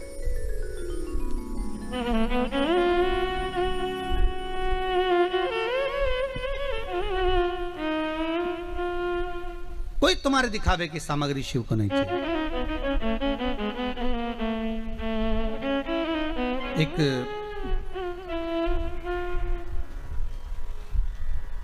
प्रश्न यहाँ पर है महाराज। श्री गिरीश सिंह जी बदलापुर जौनपुर उत्तर प्रदेश से आए। कहाँ खड़े हैं? अच्छा वहाँ है। आपने एक पत्र लिखा है महाराज जी कि पशुपति व्रत में शाम के समय भोजन में सेंधा नमक का प्रयोग कर सकते हैं क्या? पहली बात तो पशुपति व्रत में एक समय फलहार करना है, दूसरे समय भोजन करना है। भोजन में कोई भी नमक का प्रयोग आप कर सकते हैं। अगला प्रश्न है आपका, पशुपति व्रत के दिन मान लो एकादशी पड़ जाए तो पशुपति व्रत हम करेंगे तो मान्य होगा कि नहीं होगा? अब ये आपको अंदाजा लगाना है कि आपको एकादशी करना है कि पशुपति व्रत करना है। अगर एकादशी का व्रत कर रहे हैं तो उस दिन पशुपति व्रत को छोड़ दें, अगले सोमवार को पशुपति व्रत फिर कर लें। ऐसे 5 व्रतों का नियम रहेगा। हर हर महादेव विराजी। भगवान शिव की कथा, भगवान शंकर ओगड़दानी त्रिकालदर्शी कैलाशी अविनाशी मेरा भूत भावन भूतेश्वर शिव की कथा कर। शंकर को जो हम दें वो प्रेम वश दें महाराज, स्नेह वश। शंकर को स्नेह से ज्यादा कुछ भी नहीं चाहिए। निर्मल मन सो मोही पावा, मोहि छल छिद्र कपट ना भावा। शंकर को ना छल चाहिए ना कपट चाहिए, उनको तो केवल तुम्हारा नूतन मन, नूतन हृदय, निर्मल भाव चाहिए, केवल निर्मल।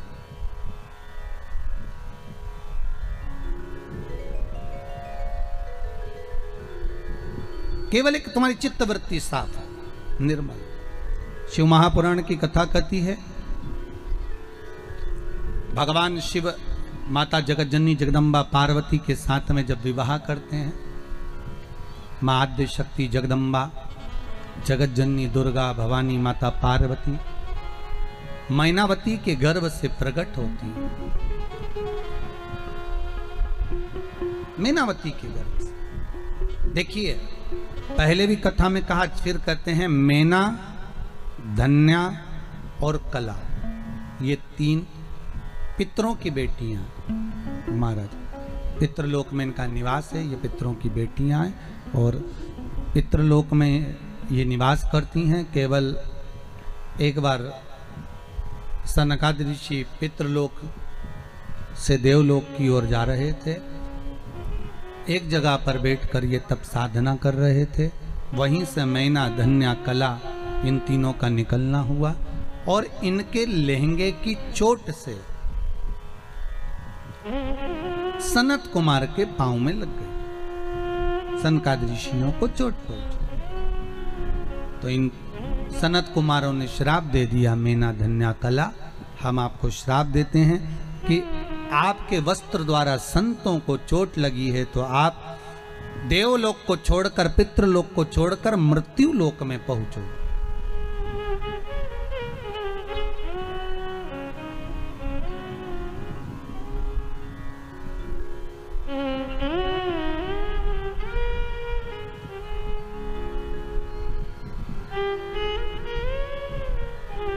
तुम्हें पितृलोक में नहीं रहना है, अब तुमको मृत्यु लोक में रहना है। तीनों देवियां रो पड़ी, आंखों से जल बहने लगा। सर्वाधिक सुंदर, अति सुंदर अगर कोई लोक है तो वह पितृलोक है। कौन सा लोक सुंदर है? पितृलोक, बहुत सुंदर। क्योंकि पितृलोक इसलिए सुंदर है क्योंकि नीचे मृत्युलोक में जब मृत्युलोक में जब आप लोग कथा श्रवण करते हैं ना, चाहे आप टीवी चैनल के माध्यम से सुन रहे हो, चाहे आप फेसबुक यूट्यूब के माध्यम से सुन रहे हो, रात्रि को भले आप 15 मिनट भी अगर मोबाइल पर भी कथा सुन रहे हो या आप टीवी चैनल के माध्यम से कथा सुन रहे हो, शिव महापुराण की कथा जितनी देर आप पंडाल में बैठकर सुनो, चाहे टीवी पर सुनो, चाहे मोबाइल पर सुनो, जितनी देर तक आप शंकर की कथा को श्रवण करते हो, गर्ग संहिता कहती है, शिव महापुराण वर्णन करती है, गरुण पुराण कहती है, जितनी देर तक संसार का मनुष्य भगवान की भक्ति में डूबा रहता है उतनी देर तक पितृलोक में भगवान विष्णु अपने घर के पितरों के कंधे पर हाथ रखकर कथा का स्मरण करते हैं। उतनी देर तक भगवान विष्णु पितृलोक में निवास कर कर अपने पूर्वजों के पास बैठकर कथा के रस तत्व को ग्रहण करते हैं, कथा के रस तत्व को ग्रहण करते हैं, उतनी देर तक।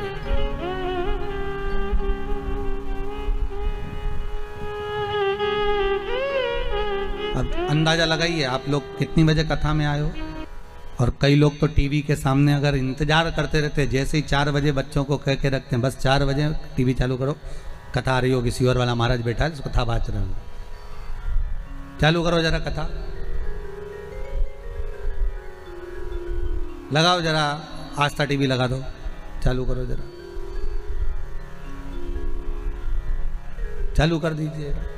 शिव महापुराण की कथा कर रही है। जितनी देर तक आप सत्संग में डूबे हुए हो, वही बात आ गई ना, जिसको मनुष्य चुनता है वो संसद में जाकर बैठता है, और जिसको शिव चुनता है वो सत्संग में जाकर बैठता है। ये शंकर ने चुना है, आप कोई दूसरा चुनने वाला नहीं है, शंकर चुना।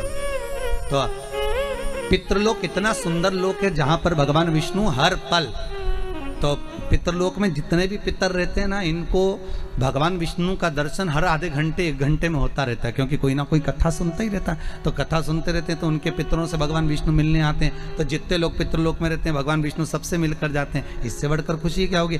कोई अध्यक्ष आया, कोई उपाध्यक्ष आया, कोई CM आया, कोई PM आया, आपके गाँव में आया, जब एक से मिलने आया तो सबसे मिलकर अगर और साहब बढ़िया आनंद में, तो हाय बाय तो हो ही गई ना कम से कम। कि विधायक साहब आए, सांसद साहब आए तो मिलकर गए, एक से बन तो सबसे मिलना हो गया, उनका हाय बाय हो गई कि हाँ सबसे मिलनी। तो भगवान विष्णु जितनी बार भी पितृलोक में आते, कोई कथा सुनता मिलता और भगवान विष्णु को पितृलोक में जाना पड़ता। कई बार तो लक्ष्मी जी ने भी पूछ लिया, तुम दिन भर गायब रहते हो, कहाँ चले जाते हो? भगवान विष्णु बोले, पृथ्वी पर लोग खूब कथा सुन रहे हैं, जितने लोग कथा सुनते हैं तो इनके पितरों के पास जाकर मुझे बैठना पड़ता है आशीर्वाद देने के लिए, उनकी पीठ थपथपाने के लिए कि तुमने अच्छा काम करा, तुमने निर्मल कार्य करा। उनकी पीठ थपथपाने के लिए मुझे बैठना पड़ता है, उनके स्मरण के लिए मुझे बैठना पड़ता है। अगर आज स्वर्गीय श्री राज बहादुर सिंह जी के ये पुत्र कथा करवा रहे हैं, तो स्वर्गीय श्री राज बहादुर सिंह जो पितृलोक में विराजमान होंगे और उनके साथ में उनके जो पूर्वज होंगे, दादा परदादा के भी स्मरण करने वाले जितने भी होंगे, उनकी पीठ पर स्वयं भगवान नारायण हाथ रखकर कह रहे होंगे कि तुम्हारे पुत्रों ने कोई अच्छा काम करा और एक सत्कर्म कर दिया। ये उनकी पीठ पर हाथ रखकर थपथपाया जाएगा कि कोई देव कार्य किया गया, शंकर की कथा का अनुमोदन कराया गया, शिव महापुराण का रसतत्व ग्रहण करवाया गया।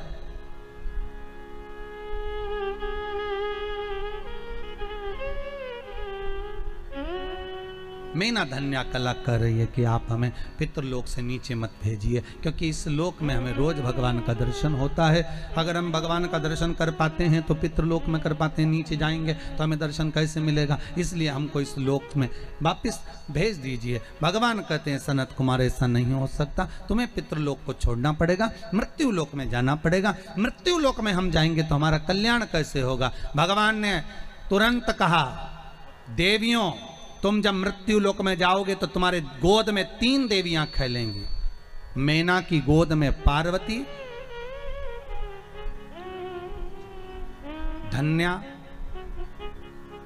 सुनैना बनेगी जिनकी गोद में सीता, कला कीर्ति बनेगी जिनकी गोद में राधा।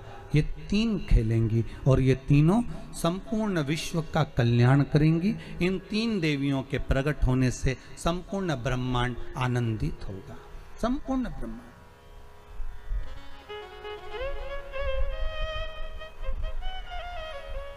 ये संपूर्ण ब्रह्मांड को आनंदित करने वाली है।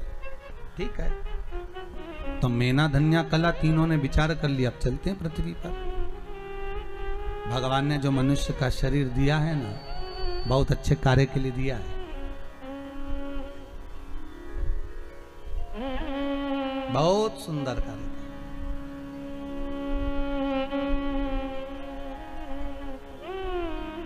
आज कितनी प्रसन्नता का विषय होता होगा महाराज।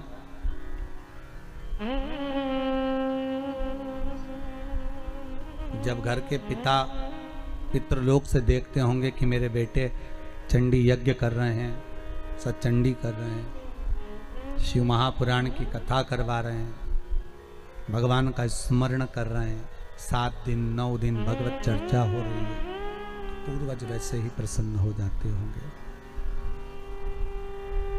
पूर्वजों को वैसे ही प्रसन्नता का भाव हो जाता होगा।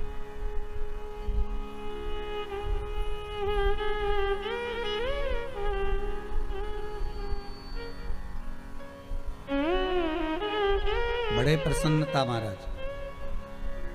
एक बात अच्छे से सुन लीजिए, ध्यान रहेगा आपको।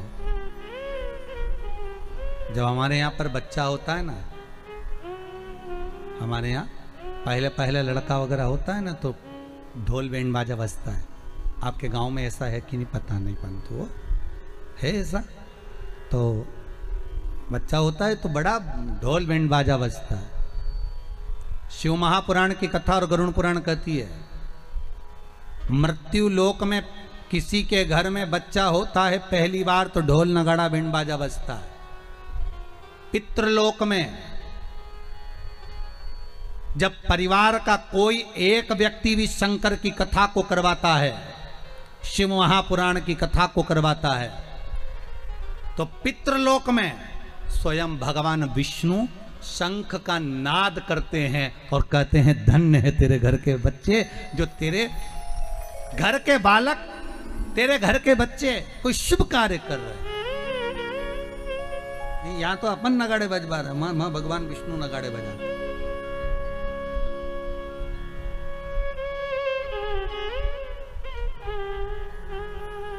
वह आनंद का भाव ही दूसरा होता है।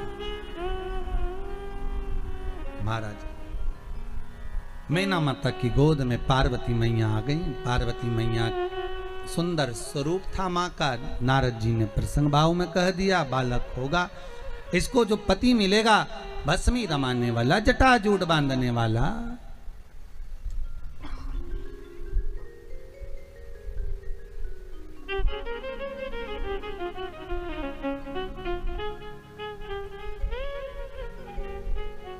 सबसे पहली भस्म, सबसे पहली भस्म शंकर भगवान पर किसने चढ़ाई थी?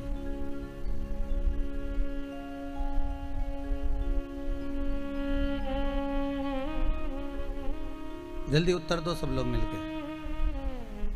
बोलो रे पांडे तारा वालों, अच्छे से बोलो जरा। सबसे पहली भस्म शंकर भगवान पर किसने चढ़ाई थी? शिव महापुराण की कथा कहती है, एक संत हुए जिनका नाम था प्रनद। क्या नाम था? प्रनद। एक संत, वो शंकर की आराधना में डूबे रहते थे। कहते हैं उनकी आराधना का आनंद क्या था कि उस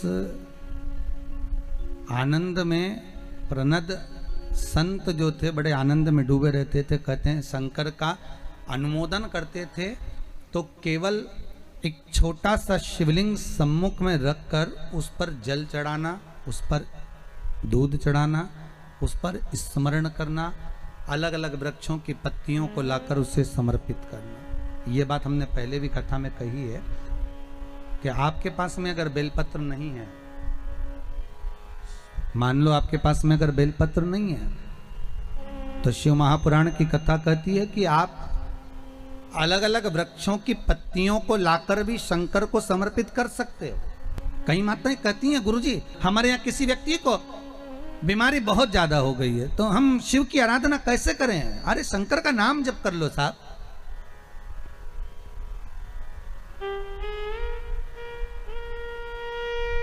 मंदिर भी नहीं जा सकते तो शिव का स्मरण तो करो, और अगर बेलपत्री ना मिले तो दूसरे वृक्ष की पत्ती ही समर्पित कर दो, पर करो।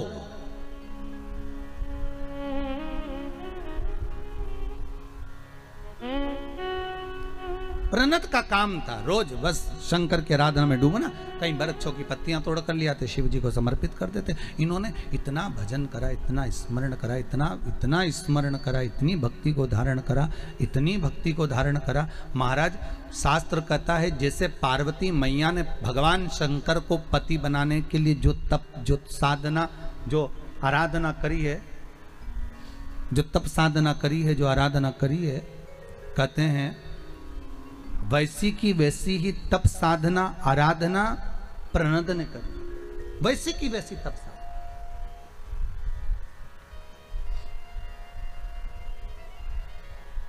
और बहुत ध्यान देना महाराज, कलिकाल के लिए वर्णन करेंगे। शंकर को रिझाने के लिए कौन से कलर के कपड़े पहने उससे मतलब मत रखना। शंकर को पाने के लिए कपड़ा बदलने की जरूरत नहीं, शंकर को पाने के लिए मात्र कलेजा बदलना है, केवल कलेजा। शिव मिल जाएगा। शंकर को पाना बहुत सरल, बहुत सरल शिव को पाना। अब एक प्रणत का काम क्या था, वो ऋषि, वो संत का काम क्या था? वृक्षों की पत्तियां तोड़कर लाते, शंकर जी को समर्पित कर देते। जैसे पार्वती मैया ने तप साधना करी, जैसे पार्वती जी ने आराधना करी, वैसे ही माता पार्वती जैसी आराधना वो संत करता। बस पत्तियों को तोड़ता, मुख में लेता, खाता, अपनी जिंदगी को निकालता। कभी कभी पत्तियां खाना भी छोड़ देता, कभी फल खाना छोड़ देता, कभी कभी केवल जल का पान करता, कभी जल भी छोड़ देता। केवल नासिका के एक स्वर से श्वास खींचना, उसी स्वर से छोड़ देना, कभी कभी वो भी छोड़ देता। हजारों वर्ष शिव महापुराण की कथा कहती है कई वर्षों तक उसने तप साधना करी, और ऐसी तप साधना उस ऋषि ने कर ली कि उसके सामने जितने जानवर आते, पशुधन आते, कोई सिंह आता, कोई हिरण आता, कोई जलचर, कोई थलचर आते, कोई भी उपद्रव नहीं मचाते। कहते हैं उसके पास में आके सब मौन होकर शंकर का नाद करते, ओम अक्षर का स्मरण करते, सब शांति से डूबे रहे।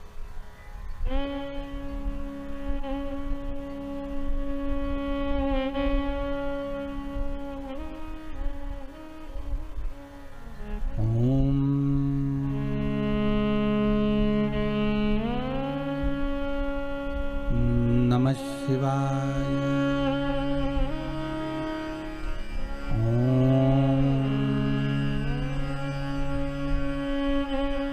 नमः शिवाय। ओम अक्षर के नाद में डूब गए।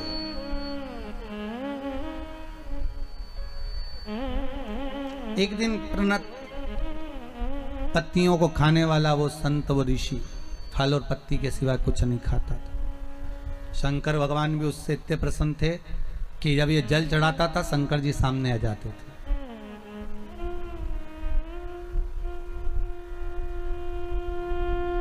शिव सामने। एक दिन किसी वृक्ष की पत्तियां तोड़ने के लिए गया, उंगली में चोट लग गई, चोट लगी, रक्त जमीन पर गिरना था। शरीर में क्या होता है? रक्त। पर प्रणत के उंगली कटने पर रक्त नहीं निकला, वृक्षों की पत्तियां और जो फल खाए थे उसका रस निकल रहा था। पत्तियों का रस, फलों का रस निकल रहा था।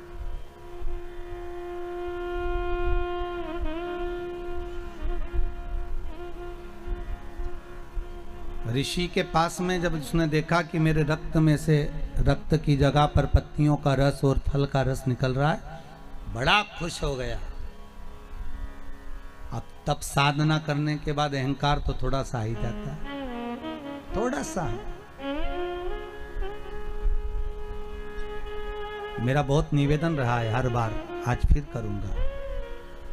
आप कोई बहुत बड़ा आयोजन कर लो, बहुत बड़ा दान कर लो, बहुत बड़ा पुण्य कर लो, बहुत बड़ा सत्कर्म कर लो, बहुत बड़ा भजन कर लो, बहुत बड़ा स्मरण कर लो, पर तुम्हारे मन में अहंकार नहीं आना चाहिए। अहंकार आ गया कि मैंने करवाया, इतना बड़ा कोई नहीं करा सकता था, ऐसा कोई नहीं कर सकता था, तो तुमने जो कराया वो सब पानी में चला गया, उसका फल कुछ नहीं मिलता, उसका फल नहीं मिलेगा। शिव महापुराण का फल क्या है? अहंकार से विहीन हो जाइए। अभी दुर्गापुर में हम कथा कर आए हैं अग्रवाल जी के यहाँ, उनका दूसरी बार फोन आ गया, महाराज गुरुजी से कहो तारीख दीजिए कथा की। फुसरो कथा कर आए तो फुसरो वालों का फोन आ गया, गुरुजी से कहो तारीख दो दूसरी कथा की। शिव महापुराण का पुण्य फल अगर चाहिए, किसी यज्ञ का, अनुष्ठान का, भजन का, कीर्तन का, स्मरण का, कन्या भोज का, भंडारे का पुण्य अगर चाहिए, तो तुम्हारे मुख से यह नहीं निकलना चाहिए कि मैंने इतना बड़ा करा दिया। नहीं, कराने वाला शंकर था, करने वाला शंकर था, बाबा को कराना था, पूर्वजों की कृपा थी, कहीं हमारे माता पिता ने दया कर दी होगी, बाबा ने कथा कर दी होगी। मुख से जब ये निकलेगा तो दूसरी कथा भी बाबा जल्दी से जल्दी करा देगा, क्योंकि वो करा रहा है। हम एक निमित्त मात्र है, केवल एक निमित्त, दूसरा हम है ही नहीं कुछ।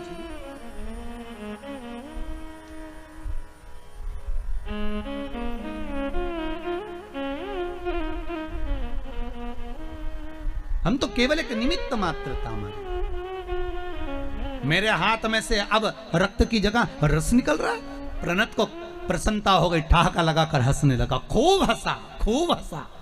अब उसको क्या हो गया था?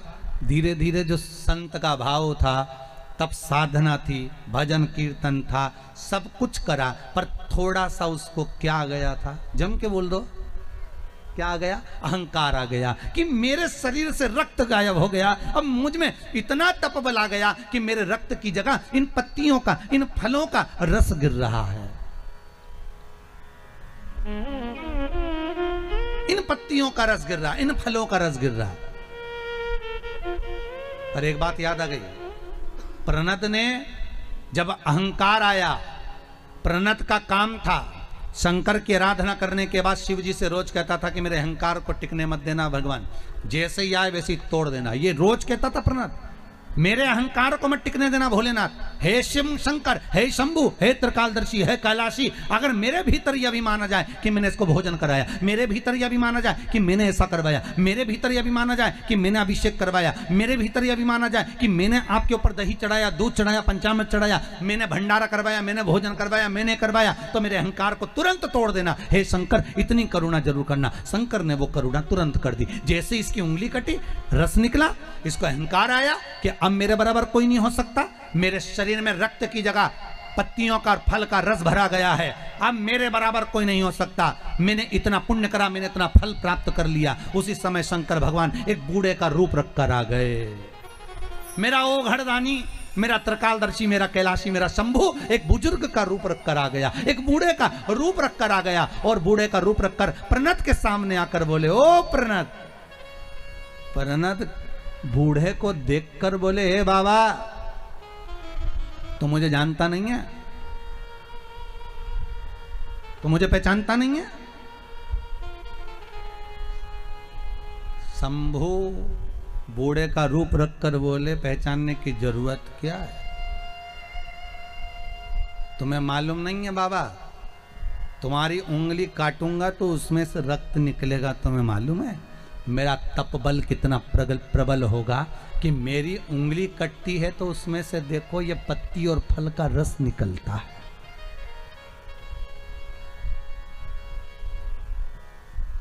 मेरा तप बल कितना प्रबल है।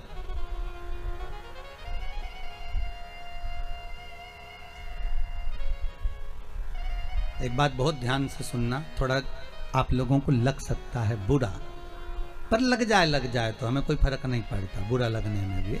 किसी किसी के शरीर में जब देवी देवता आते हैं ना किसी के शरीर में, तो वो ऐसा घूम घूम कर सबको बताते हैं, और बताने के बाद उनकी बात सही हो जाती है। बोलो होती कि नहीं होती? कई बार सही हो जाती है। वो सही बात कब तक होती है? जब तक वो घूमने वाले के मन में अहंकार ना आए, लोभ ना आए, आसक्ति ना आए, तृष्णा ना आए। जब उसने कमाई का केंद्र बना लिया, जब उसने लोभ का केंद्र बना लिया, जब उसने कमाई का स्रोत बना लिया, जब उसने अहंकार का स्रोत बना लिया कि मेरे वचन सत्य हो जाते हैं, मैंने ऐसा कर दिया, मेरे यहाँ इतने लोग आते हैं, मेरे संग में ऐसा होता है, तो उसकी वाणी धीरे धीरे समाप्त हो जाती है।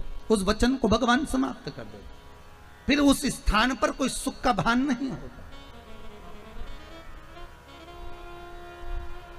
अहंकार से विहीन हो जाए। हे प्रणत, भगवान शिव बूढ़े का रूप रख कर करें तो वो कहता है कि मेरे हाथ में मेरी तप साधना कितनी प्रबल होगी कि पत्ती का रस, फल का रस मेरे हाथों से निकल रहा है। आपका हाथ काटूंगा तो उसमें केवल रक्त निकलेगा, और मेरे हाथ में पत्ती और फल का रस निकल रहा है। मैंने कितनी साधना करी होगी। इतने में शंकर भगवान बूढ़े का रूप रख कर बोले, रे ए बाबा, अरे ओ ऋषि, तेरा भी शरीर जलेगा तो भस्म बनेगा, और मेरा भी शरीर जलेगा तो भस्म बनेगा। ये वृक्ष भी जलेगा तो भस्म बनेगा, और मनुष्य भी जलेगा, जम के बोलो, तो भस्म बनेगा। एक जानवर भी जलेगा तो भस्म बनेगा, एक पत्ती भी जलेगी तो भस्म बनेगा, एक तलातल भी जलेगा तो भस्म बनेगा, एक रसातल भी जलेगा तो, बोलते जाओ, भस्म बनेगा। एक पशु, पक्षी, जानवर, मनुष्य, जलचर, थलचर, वायुचर, कुछ भी जलेगा तो जलने के बाद केवल भस्म रह जाती है, उसके सिवाय कुछ नहीं रहता। शंकर भगवान के जब शब्द उस प्रणद ने सुने तो उसका अहंकार चले गया। क्या ऐसा होता है कि शरीर में भस्म रह जाती है? शंकर भगवान ने अपनी उंगली काटी और उसमें से भस्म निकलना जब चालू हुई, प्रणत के हाथ में आई। प्रणत ने उस भस्म को लेकर शंकर की उंगली को पकड़ लिया। मेरा महादेव मेरे सामने खड़ा है और मैं पहचान नहीं पाया, इतनी देरी कर दी मैंने पहचानने में। मेरा देव अधिदेव महादेव मेरे सामने और मैं पहचान नहीं पाया। शंकर भगवान अपने असली स्वरूप में आकर कहते हैं, अरे प्रणत, अहंकार जब सिर पर चढ़ जाता है तो भगवान पहचान में नहीं आता है, जब अहंकार जाता है तब शंभो को पहचान आ जाता है। प्रणत ने सबसे पहली भस्म भगवान शंकर को समर्पित करी थी। शिव महापुराण की कथा कहती है पहला भगत था जो शंकर को भस्म चढ़ाया। क्या नाम था उसका? जम के बोल दो, प्रणत। कभी कोई आपसे पूछ सकता है तो आप उत्तर दे सकते हो। भगत प्रणत ने भस्म शिव को चढ़ाई थी। और शंकर की भी भस्म आरती काशी में, उज्जैनी में होती है। शंकर जी की भस्म आरती हर जगह नहीं होती और हर जगह करना भी नहीं चाहिए भस्म आरती। आप शंकर जी की धूप आरती कर दो, अगरबत्ती की आरती कर दो, दिया की आरती कर दो, वस्त्र आरती कर दो, रतन आरती कर दो, आभूषण आरती कर दो, पुष्प आरती कर दो, रुद्राक्ष आरती कर दो, पर शिव जी की आरती, भस्म आरती हर कहीं नहीं करना चाहिए। भस्म आरती का प्रमाण जहां है वहीं पर करना चाहिए।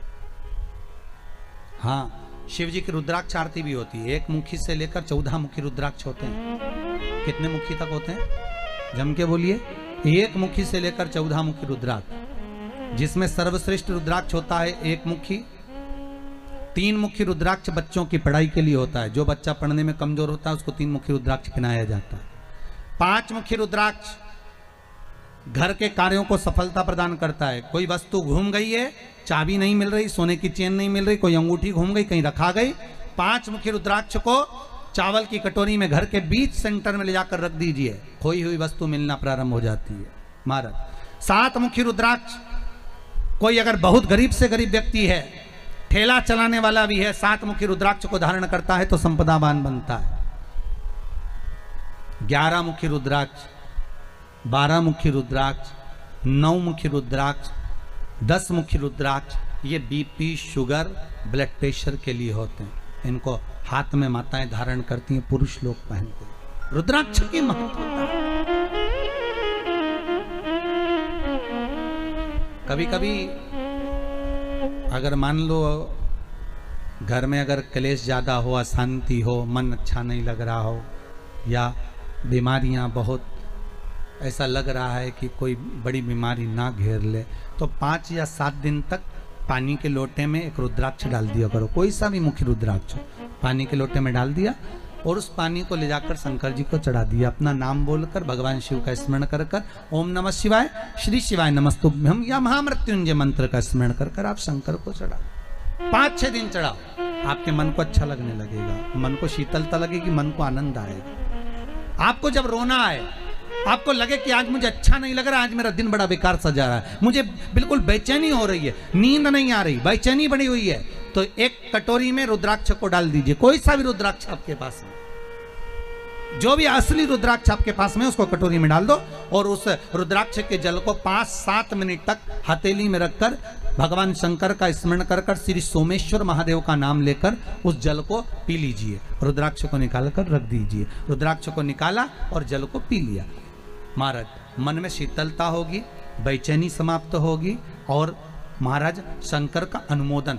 और एक और बात ध्यान दीजिए, जब आपकी धड़कनें बढ़े, एकदम ऐसा लगे कि मुझे पसीना आ रहा है, बीपी शुगर जैसा महसूस हो रहा है कि बीपी ऊंचा नीचे, तब भी रुद्राक्ष का पानी शंकर को स्मरण कर कर, सोमेश्वर महादेव का नाम लेकर या श्री शिवाय नमस्तुभ्यम का जाप कर कर कटोरी में पड़ा हुआ रुद्राक्ष का जल थोड़ा सा पी लीजिए।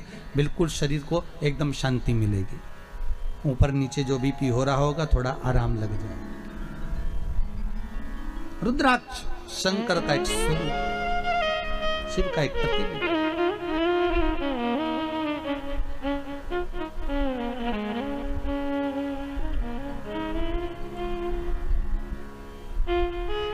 शिव का स्मरण करने कहा,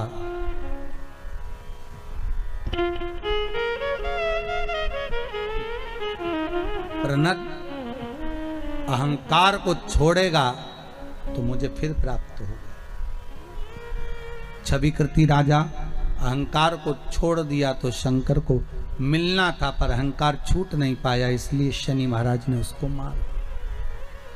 मैना की गोद से पार्वती जो प्रकट हुई, वो पार्वती मैया ने तप साधना कर कर शिव को प्राप्त कर लिया। शंकर और पार्वती का मंगल विवाह हो गया।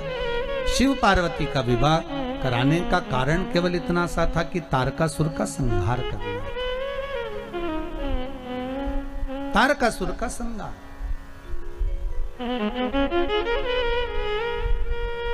भगवान शंकर के तेज पुंज से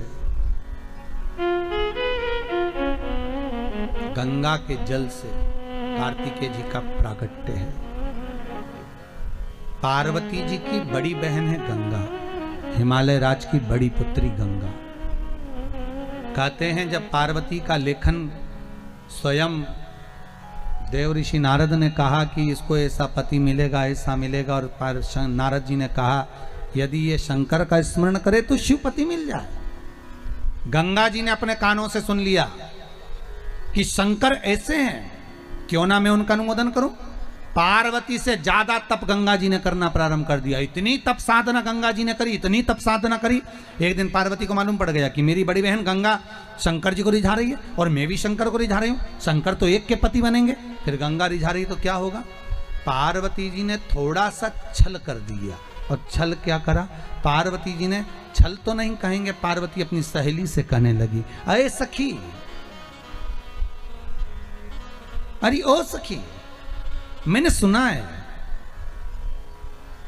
कोई संत अगर अपने दरवाजे पर से निकले, एक लोटा पानी भरकर संत के ऊपर डाल दो तो संत प्रसन्न हो जाते हैं। गंगा जी ने कान लगाकर सुन लिया। इसलिए जीजियों आपसे भी निवेदन है, कभी किसी के यहाँ कान लगाकर मत सुनना हो। गंगा जी की हालत देखो क्या कर दी वो पार्वती जी ने कान लगाने के चक्कर में।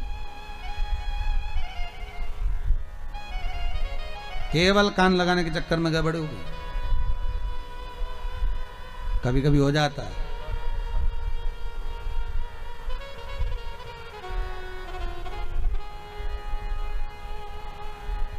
अब गंगा जी को लगा कि संत पर पानी फेंक दो तो शिव प्रसन्न हो जाते हैं। संत प्रसन्न होकर भर देते थे। वहीं से दुर्वासा बाबा जा रहे थे। गंगा जी ने एक लोटा पानी भर के दुर्वासा पर फेंक दिया। जैसे ही दुर्वासा पर फेंका, दुर्वासा को क्रोध आ गया और दुर्वासा जी बोले, अरे गंगा, तूने संत का अपमान करा है। तू हिमालय राज की बड़ी बेटी होकर तूने संत का अपमान करा।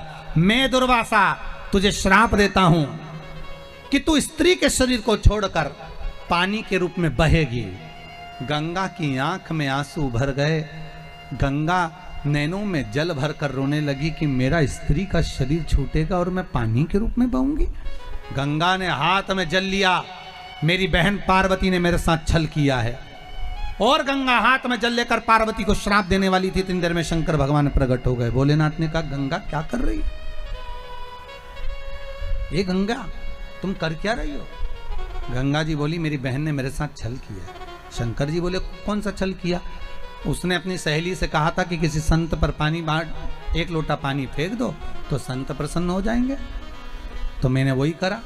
तो शंकर भगवान बोले, पार्वती ने तुझसे कहा था कि पानी भर के फेंक दो? नहीं। तो तूने कैसे सुना? तो क्या मैंने कान से सुना?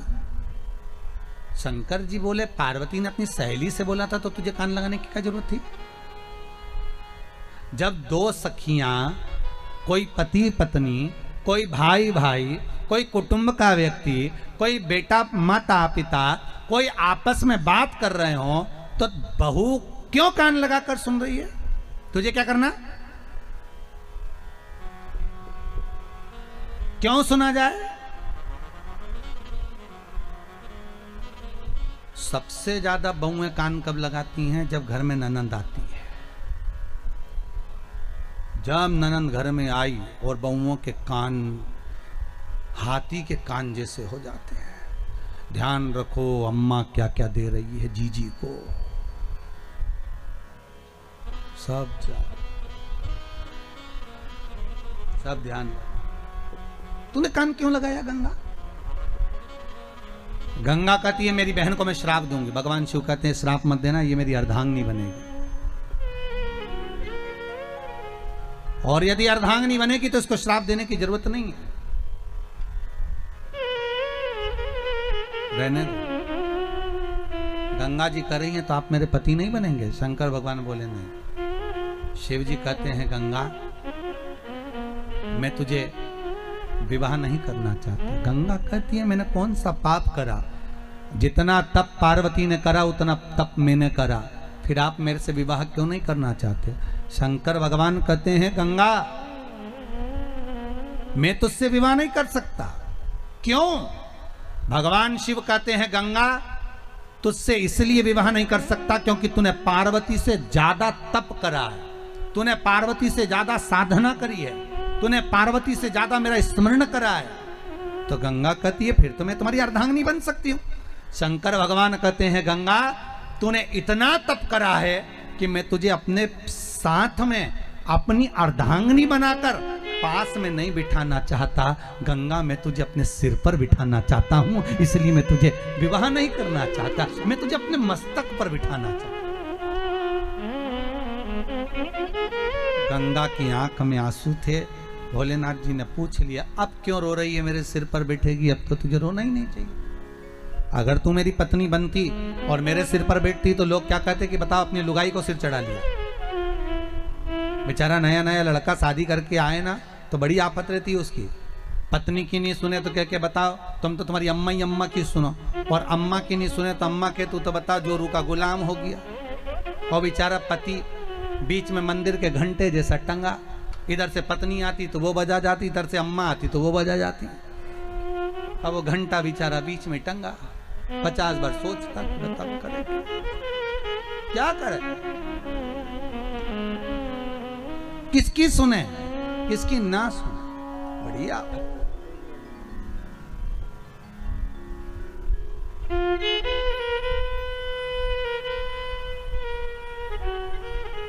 अब गंगा में तुझे सिर पर बिठाऊंगा। गंगा रो रही, तू रो क्यों रही है? मैं आपसे कुछ वर मांगना चाहती हूँ। शिव जी बोले मांग ले, तुझे क्या चाहिए? गंगा कहती पहला वर दीजिए, जब तक किसी की अस्थियां गंगा के जल में पड़ी रहेगी तब तक वो जीवात्मा बैकुंठ में पड़ी रहेगी। शिव जी ने कहा तथास्तु। दूसरा वर मांग ले। गंगा कहती है मुझे दूसरा वर दीजिए, आपका और मेरा नाम एक साथ चले, मैं इतना चाहती हूँ। शिव जी ने कहा तथास्तु। जो गंगा नहाएगा वो हर हर गंगे कहेगा, मेरा नाम तेरे नाम से जुड़ा जाएगा। फिर शिव जी ने कहा ये 2 वर तो तूने मांग लिए, तीसरा वर मैं अपनी तरफ से देता हूं गंगा। मेरे बच्चे पार्वती के गर्भ से प्रकट नहीं होंगे, मेरे बच्चे तेरे जल से प्रकट होंगे, तेरे जल से मेरे बच्चे प्रकट होंगे। और शंकर भगवान के 6 पुत्र गंगा के जल से प्रकट हुए। वो बालक 6 जब एक साथ प्रकट हुए तो रोने लगे, एक साथ दूध पिए, एक साथ रोए, एक साथ पानी पिए। गंगा मैया बड़ी परेशान हो गई। गंगा जी ने उसी समय पर कृतिकाओं को बुलाया। कृतिकाओं, अरे संतों की पत्नियां आओ और हमारे इन बच्चों का पालन करो। कृतिकाएं भी परेशान हो गई तो कृतिकाओं ने विचार करा ये 6 अलग अलग है, इनको एक कर दे तो कैसा रहेगा। सारी संतों की पत्नियों ने 6 बालक को गंगा के घाट पर सुलाया, हाथ में जल लिया। अगर हमारा पतिव्रता धर्म का पालन हम करते हैं, हमारा सात्वित्व पक्का है, हमने अगर पति को परमेश्वर माना है, तो ये 6 की 6 बालक एक हो जाएं। और इन्होंने हाथ में जल लेकर जो छोड़ा, 6 बालक एक हो गए, मुख 6 हो गए, बालक एक हो गया। कृतिकाओं ने एक करा, इसलिए उसका नाम कार्तिकेय हो गया। क्या नाम पड़ गया?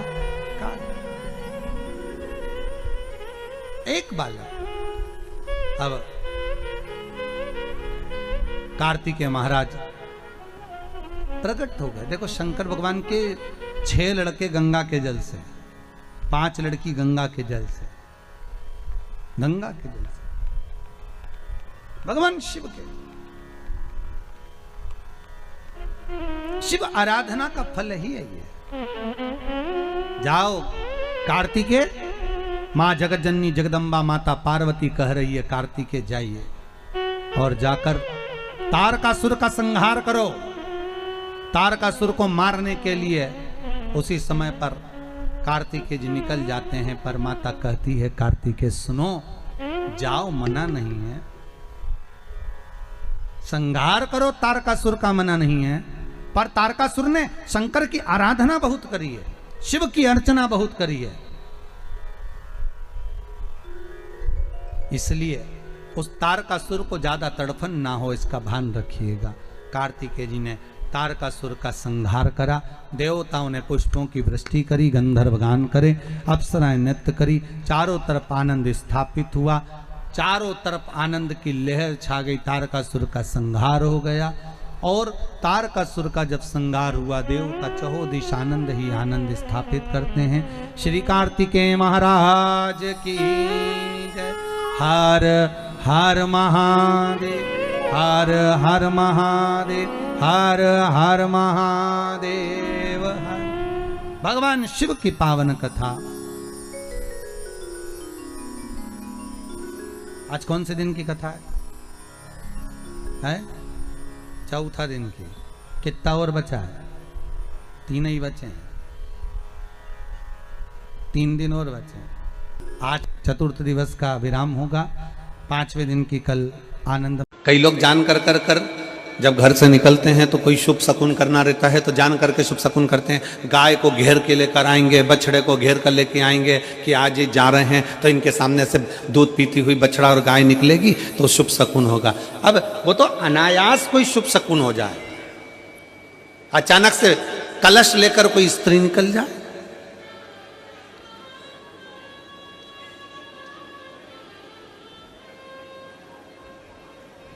जब हम नेपाल में कथा करने के लिए गए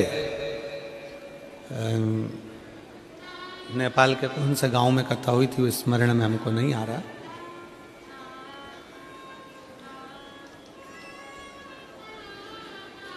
हरिद्वार वाले महाराज जी ने वो कथा कराई थी। तो नेपाल में जब कथा करने के लिए गए तो वहां पर एक दुकान वाले ने पत्र लिखा, और शायद नेपाल की कथा में वो पत्र आप लोगों ने सुना भी होगा। उस दुकान वाले ने अपने पत्र में लिखा कि गुरुजी, मेरी दुकान बिल्कुल नहीं चलती थी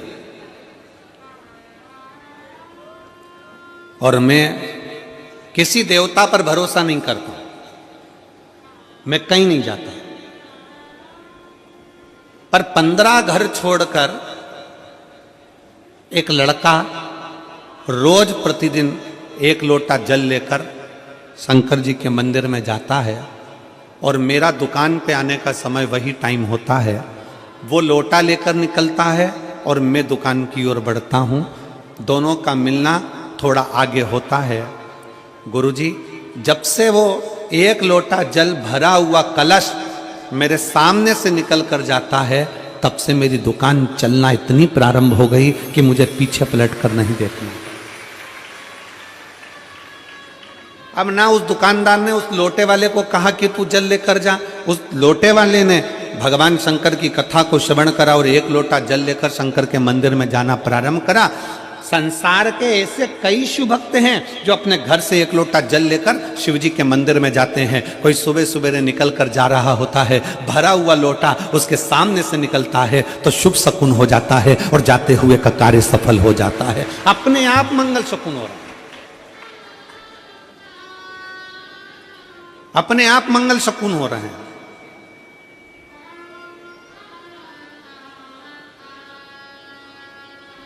ना जाने कितनों के कार्य अपने आप हो रहे हैं, और प्रभु आपकी कृपा से सब काम हो रहा है।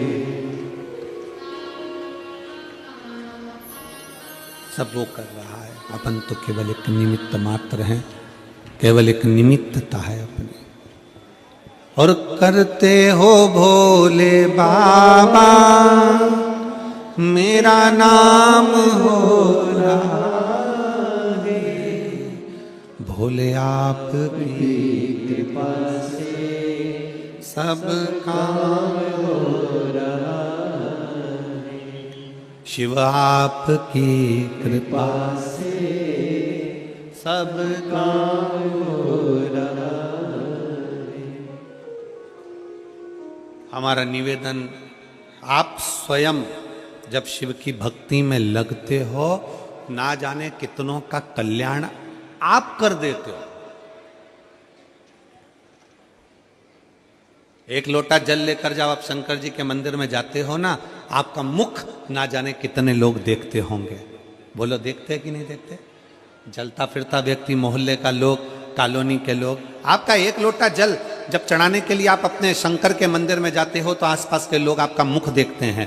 श्री शिवाय नमस्तुभ्यम बोलकर आप शंकर के मंदिर से वापिस आते हो तो आपका मुख ना जाने कितने लोग देखते हैं। आप भले किसी को 58 मत दो, 54 मत दो, 10 रुपया मत दो, 5 रुपया मत दो, 50 रुपया मत दो, तुम किसी को कुछ मत दो, पर आप शंकर जी को अगर 1 लोटा जल चढ़ा रहे हो, आप श्री शिवाय नमस्तुभ्यम कर रहे हो, आप पंचाक्षर मंत्र नमः शिवाय कर रहे हो, आप षडाक्षर मंत्र ओम नमः शिवाय कर रहे हो, आपके मुख का दर्शन अगर कोई कर रहा है तो समझ लो कि उसका कल्याण अपने आप हो रहा है। आप उसका कल्याण कर रहे हो, आपका तो हो रहा है, पर उसके साथ साथ साथ साथ जो आपका दर्शन कर रहा है, जो आपको देख रहा है, उसका भी कल्याण।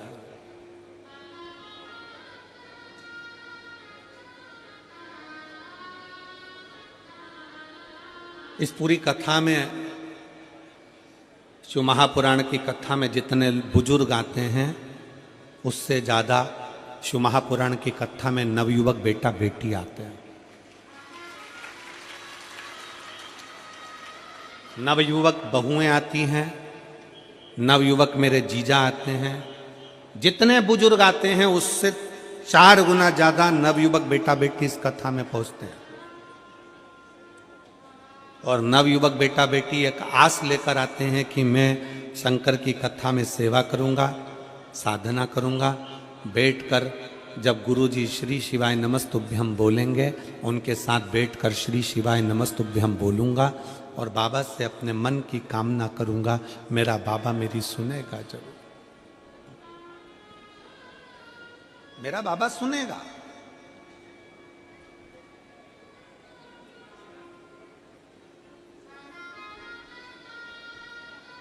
नवयुवक बेटा बेटी एक आस लेकर, विश्वास लेकर, और देखो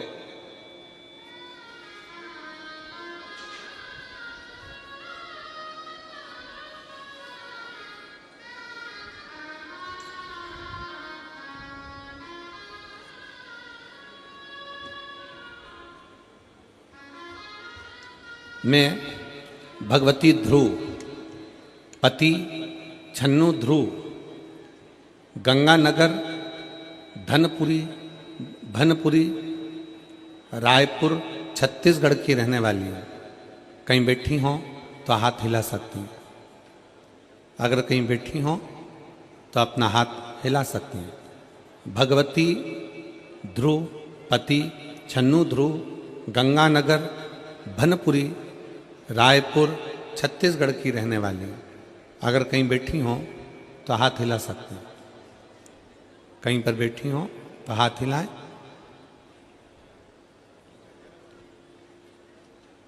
कहीं बैठी हो तो हाथ हिलाइएगा।